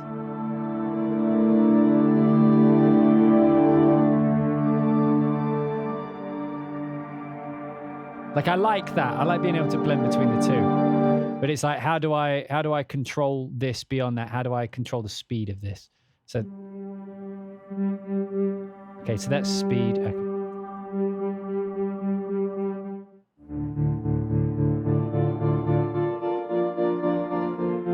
So I can create a little rhythm like that.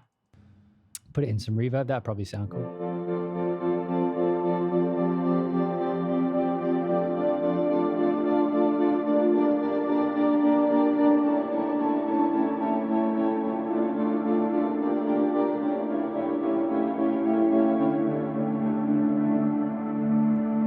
Okay, so this we can just speed up.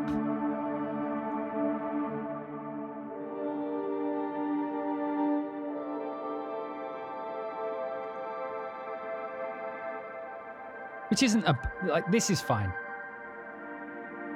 I feel like this UI could use a little bit of a update or be a little bit more obvious. Like, how do I turn on a pitch wobble? Where's my pitch wobble? Arpeggiate it down here. Okay, that doesn't really do anything. I mean, it does. It turns on the arpeggiator, but because these are slow sounds, it doesn't quite work. Right, let's just go through what else we got. So, we can load it open here. Decay, low IPS, Evo, flutter, call. Let's load a flutter in there.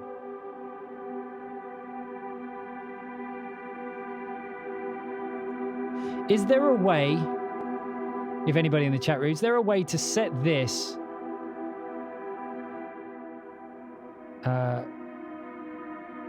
yeah, so like set this so I can define how far it goes. Like if I only want it to go a little bit across, because right now it seems to go the whole way across.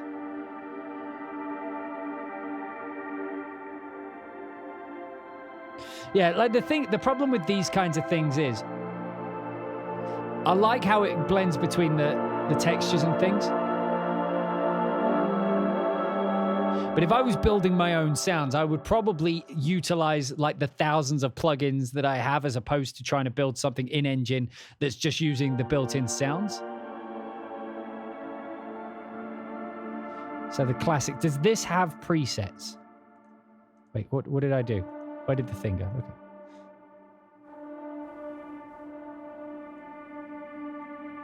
Is that something?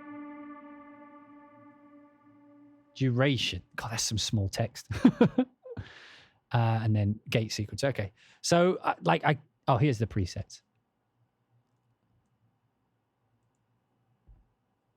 You have to load up the patch to get the presets.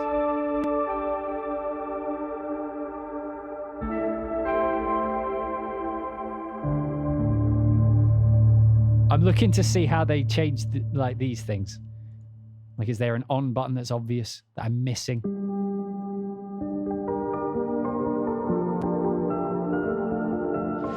The thing, right? Okay, so I understand the thought process behind the Cassette Orchestra. Like they needed something to separate it from the actual orchestra itself. But I'm not hearing much that the cassette's adding to it.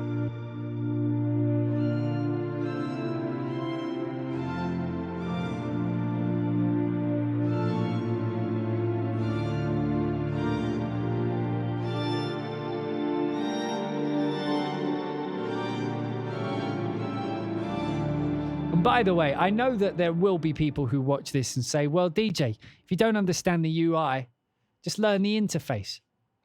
And it's like, sure. I mean, I could, and I probably will. But the thing is when I look at these things, like companies have to understand that people will just completely miss parts of their library if it seems like it's more hassle to use than to just use something else, right? And when I look at the eDNA interface, personally speaking, I don't quite get how it wants to work. Like, it looks like they just kind of threw a load of things on, and to them who made it, it makes sense. But like, if most people, which I assume are going to buy this library for the organic sounds, when they look at this, I imagine they're probably going to be more confused than I. And so we'll probably not use it. And the sounds, by all accounts, sound great. And so, like, when I say things like they need to make their UI more, more user-friendly, that's not just being critical for the sake of being critical. It's like, it's being critical for the sake of the users that are going to miss out on some of these cool sounds because they look at that and they go, oh, I ain't got time for that shit right now.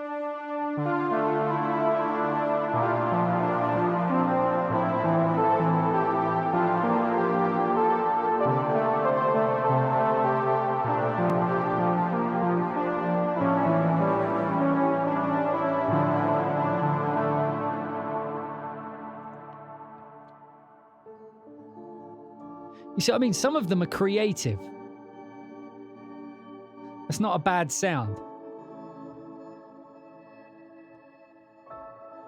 Well, I mean, wasn't much to it, but like it wasn't a bad sound.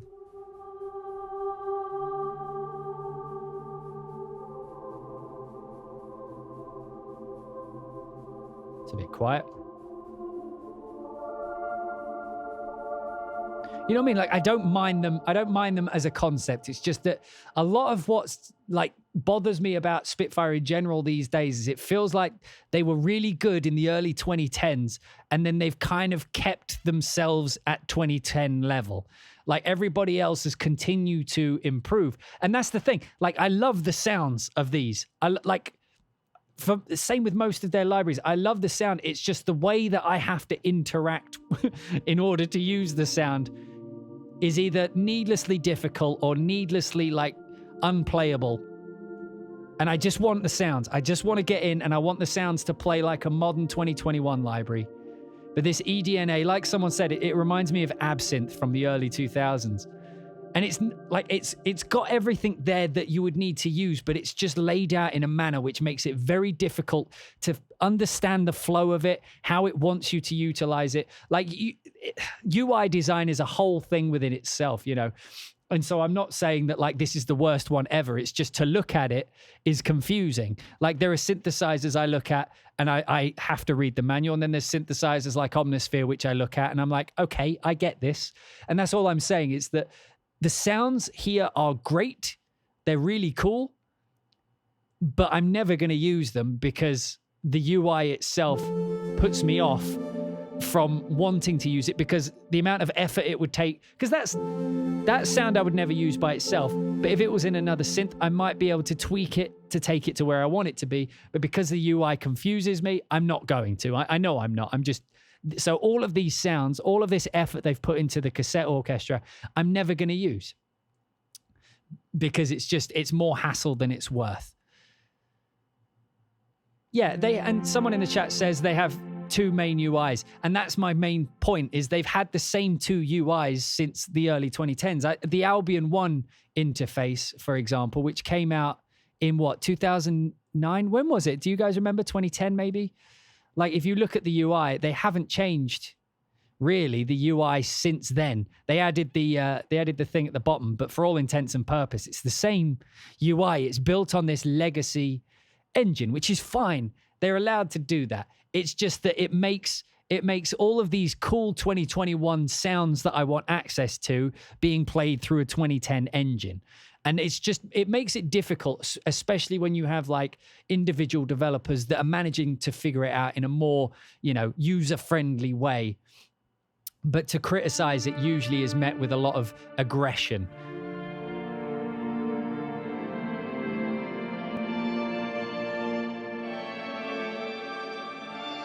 I'm not a huge fan of that one. So we already listened to these, right? We went through the presets.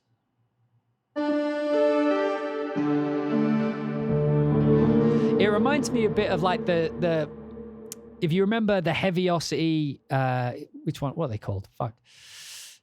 These things like Novo and the brass one, Forzo.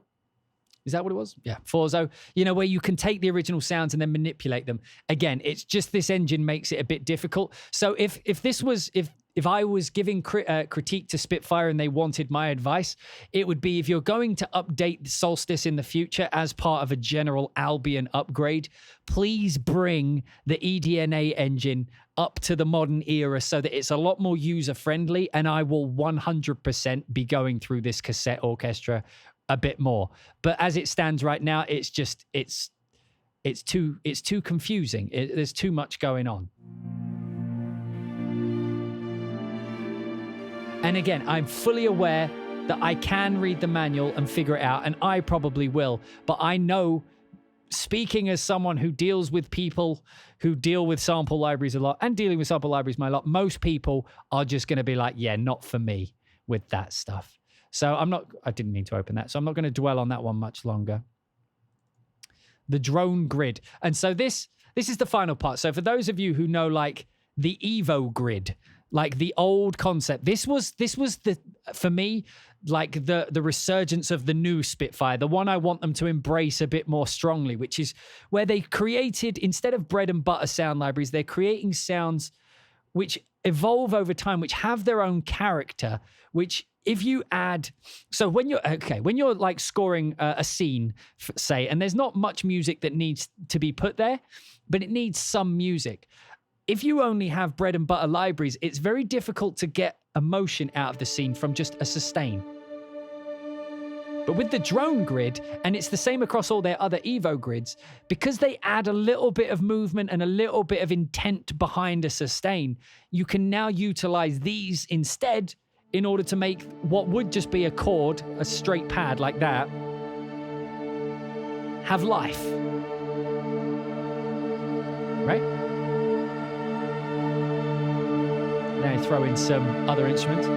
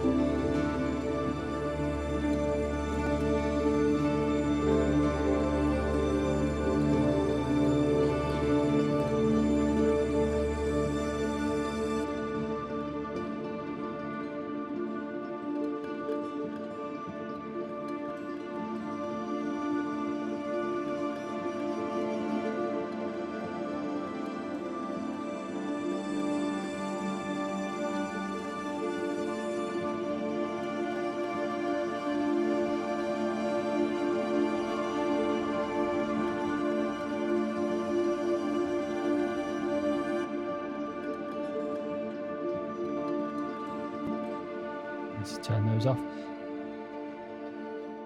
So where else are we? So what are the different categories? So they have elders, call the fucking naming of this. The elders, the callers and mystics, the band, the blaggards, the hurdy-gurdy. So let's go with some callers and mystics. So I just hit random. So if you click this little dice button at the top, it'll just randomize. And so I'm randomizing within the callers and mystics, was it? Yep. So now if I play wide chords, I should get a bit of everything.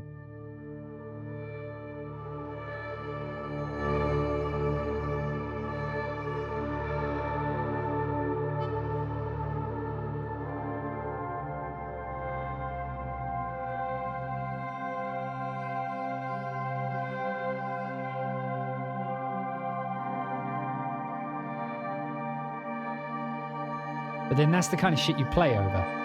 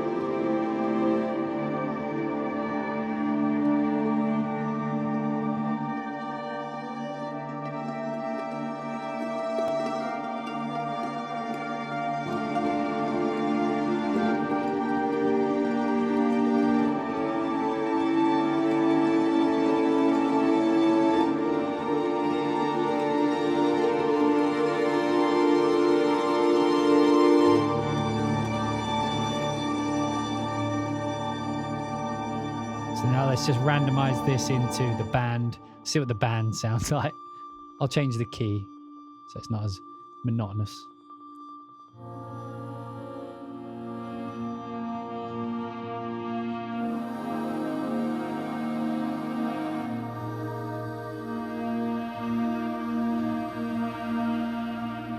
That's a really cool vibe.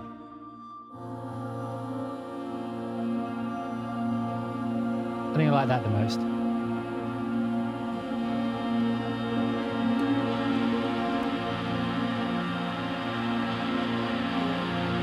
Oh, I don't like that sound. One of the sounds in there is just like... Oh well, we'll keep it. We'll keep it. It's part of it.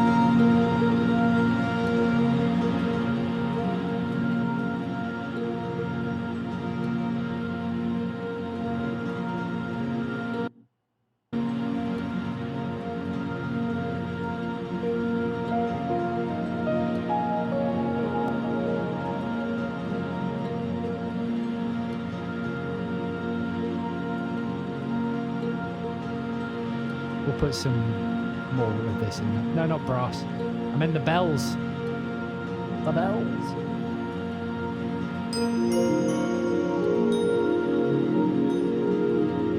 Yeah, there's one way of doing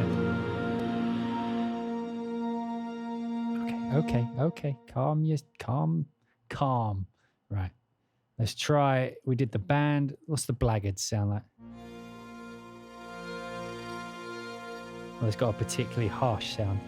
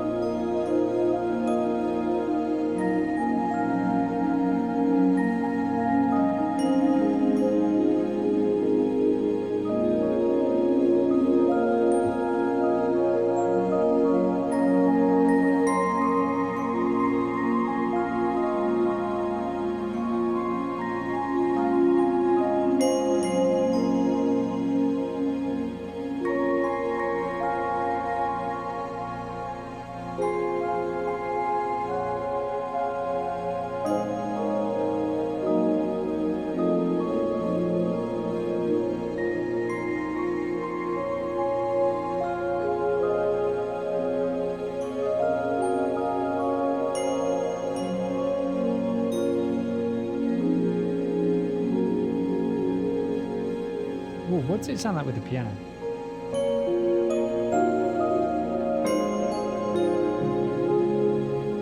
Let me just turn off the other thing. Just wanted to try the bells with the piano.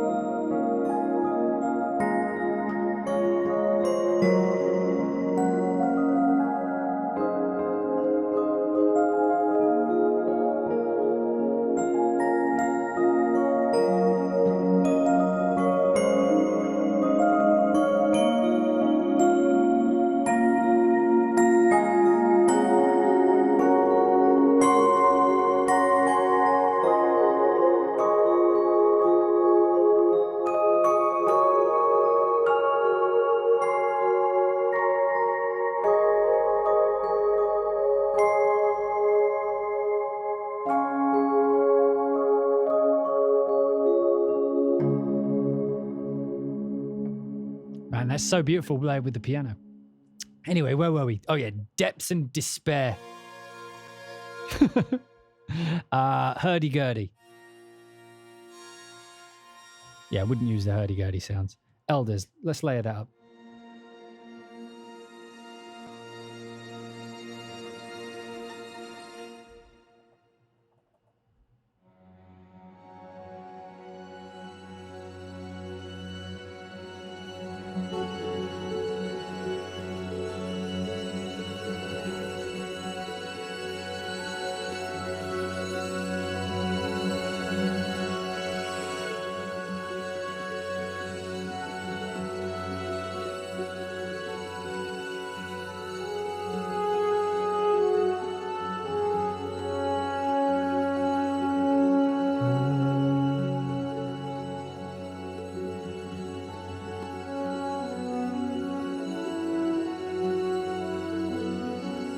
Like, it holds a pad really well.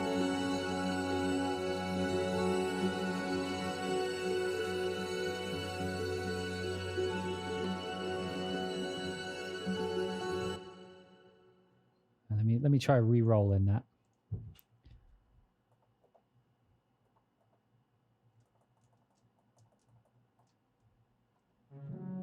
Right, so we'll put the... set the Evo doing a thing. Layer it up with these. Get that Last of Us vibe.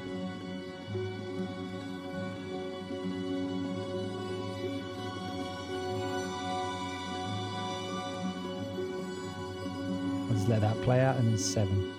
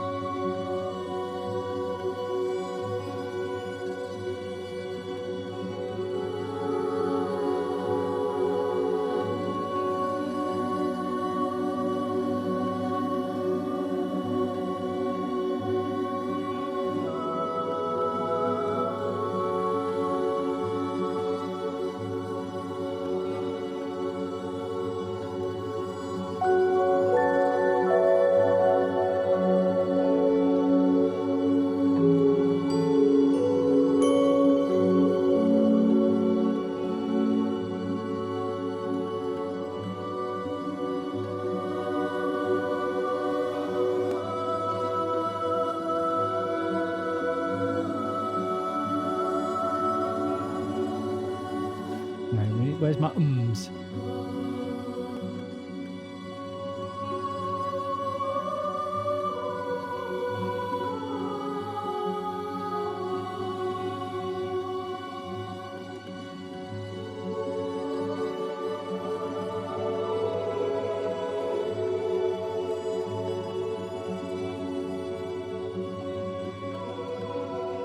Okay, it doesn't go down that low either.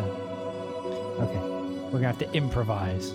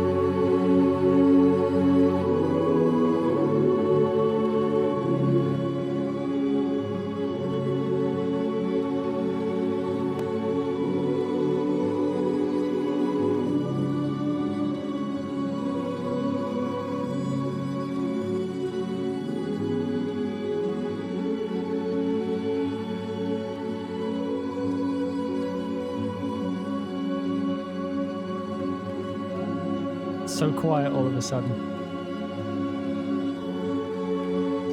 I don't know why it went really quiet.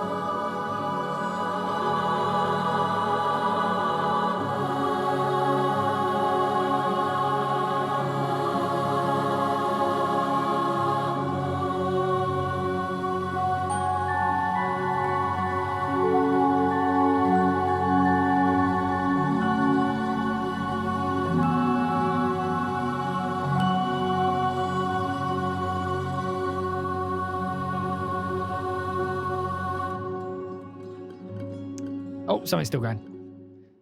But yeah. And so that is the Evo grid. Again, we've seen that many times, and the main focus of this library was the main instrument. So with that, that concludes this Avin look at Spitfire Albion Solstice. So as I mentioned, this was more of a video, as these Avin looks tend to be now. They're more of they work under the assumption you've already seen videos that explain how the UI work from the official sources. You've seen videos that go through patch by patch, which is sort of what we did. But when we do the Avin look, it's more specifically how I, as a composer that does the very specific job that I do of writing music for media, video games, movies, and things like that, how I would use it in my workflow, what I find useful, what I don't find useful. Maybe that can encourage you, not encourage you, maybe inform you as to the kinds of things someone like me would use. Again, that's not to say that I only use, like, you only have to use what I use or what I use is objectively better. It's just if you appreciate my way of writing, you get to see what I, as a professional, use. But yeah, so this library had me hooked from the first time I heard it. I was like, this sounds great. It's just one of those libraries that, you know, unless you need it right now, it's very difficult to justify buying in the moment, especially with Spitfire, who have incredible sales, you know, where you get a big discount, but also sometimes you get free libraries and things. So I was going to hold off, but luckily I managed to get a copy for review, which we showed today. So I managed to get it early. But having played with it, I must say that this is better than it was. The instruments within it are better than the marketing would have you believe. Like, there is more uniqueness to this library than I was expecting. It does have one of the main Spitfire problems, that it's treading ground they've already trod before. So if you already have an Evo grid, if you already have a contemporary drama toolkit, if you have the British drama toolkit, if you have Hans Zimmer strings, if you have one of the many string libraries that has these extended articulations, a lot of these types of sounds you have covered. So a lot of the content in the strings, a lot of the content even in the winds and things, are sort of covered elsewhere in their other libraries. However, a lot of these ones have more of an ancient feeling to them. So if you're buying a Spitfire library for the first time, there's going to be a lot of things in this you're going to get a lot of use out of. A lot of the Evos, a lot of the, just the sounds that evolve over time. They're called Evos, but I keep wanting to call them movements. But anyway, libraries, patches and articulations that have movement built within them, you're going to get a whole lot of use. If you've already got some of those, a lot of this will be like, even though it's different samples, I'm not saying it's the same samples, it's the same concept again.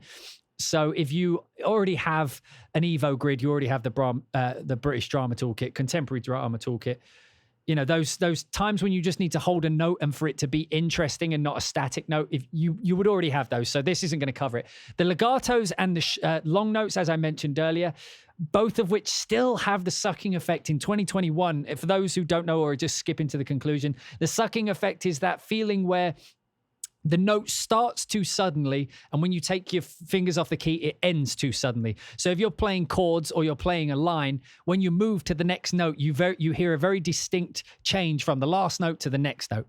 Whereas most libraries now use like adaptive legato that changes speed with your playing, legato transitions, or even just releases that are a lot more pleasant. You know, like the old Symphobia back in the early 2000s had like a long release tail on its sustains, so that you could play chords and it would feel natural without you having to come in and manually, you know, try and get the perfect release so that they don't clash.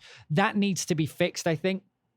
The all of the Cassette Orchestra stuff sounds great. I mean, it's based on some great sounding core samples, so of course it's going to sound great. But the problem I have with the eDNA, that UI is still super unuser friendly, to the point I think most people are just going to look at it and go, I can't be asked to figure that out.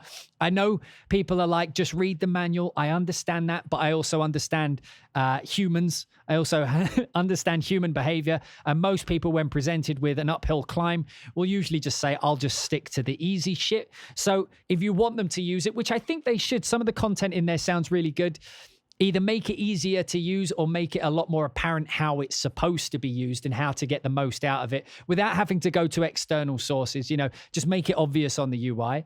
The Evo grid that they added using their content, again, sounded great, and it keeps everything consistent within itself. But mostly, if you already have Spitfire libraries, a lot of this content I feel is covered. But if you are after those, like for example, this sound, you know, if you're looking for those unique sounds which give you something different which you haven't had so far, that's the exact kind of thing that this is worth the money for. Like the Solstice Orchestra in itself is worth the price it is right now. Like I said, you can wait until a sale.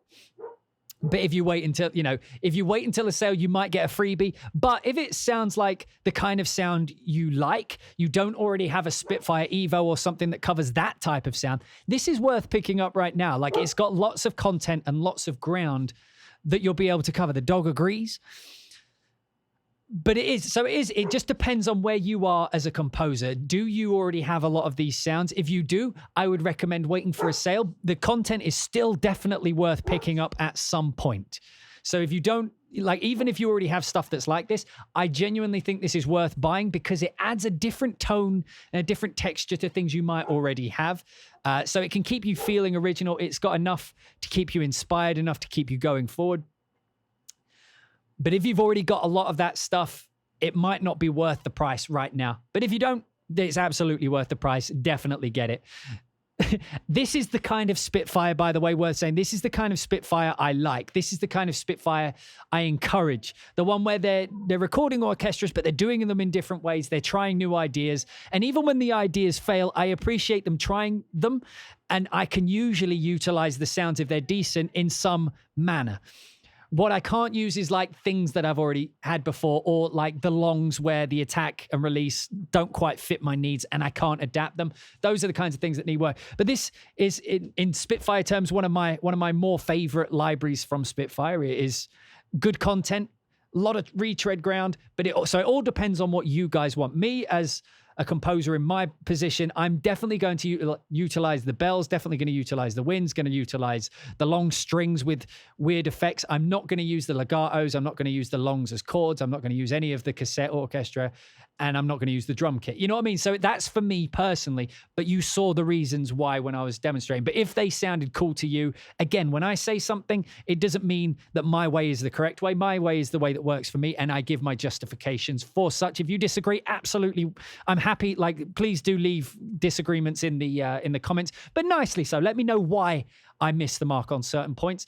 But yeah, as far as Spitfire libraries go, this is definitely one of my favorites. Definitely go get it if you need it. If you don't, I'd wait for a sale and definitely still get it then. It is one of the better ones.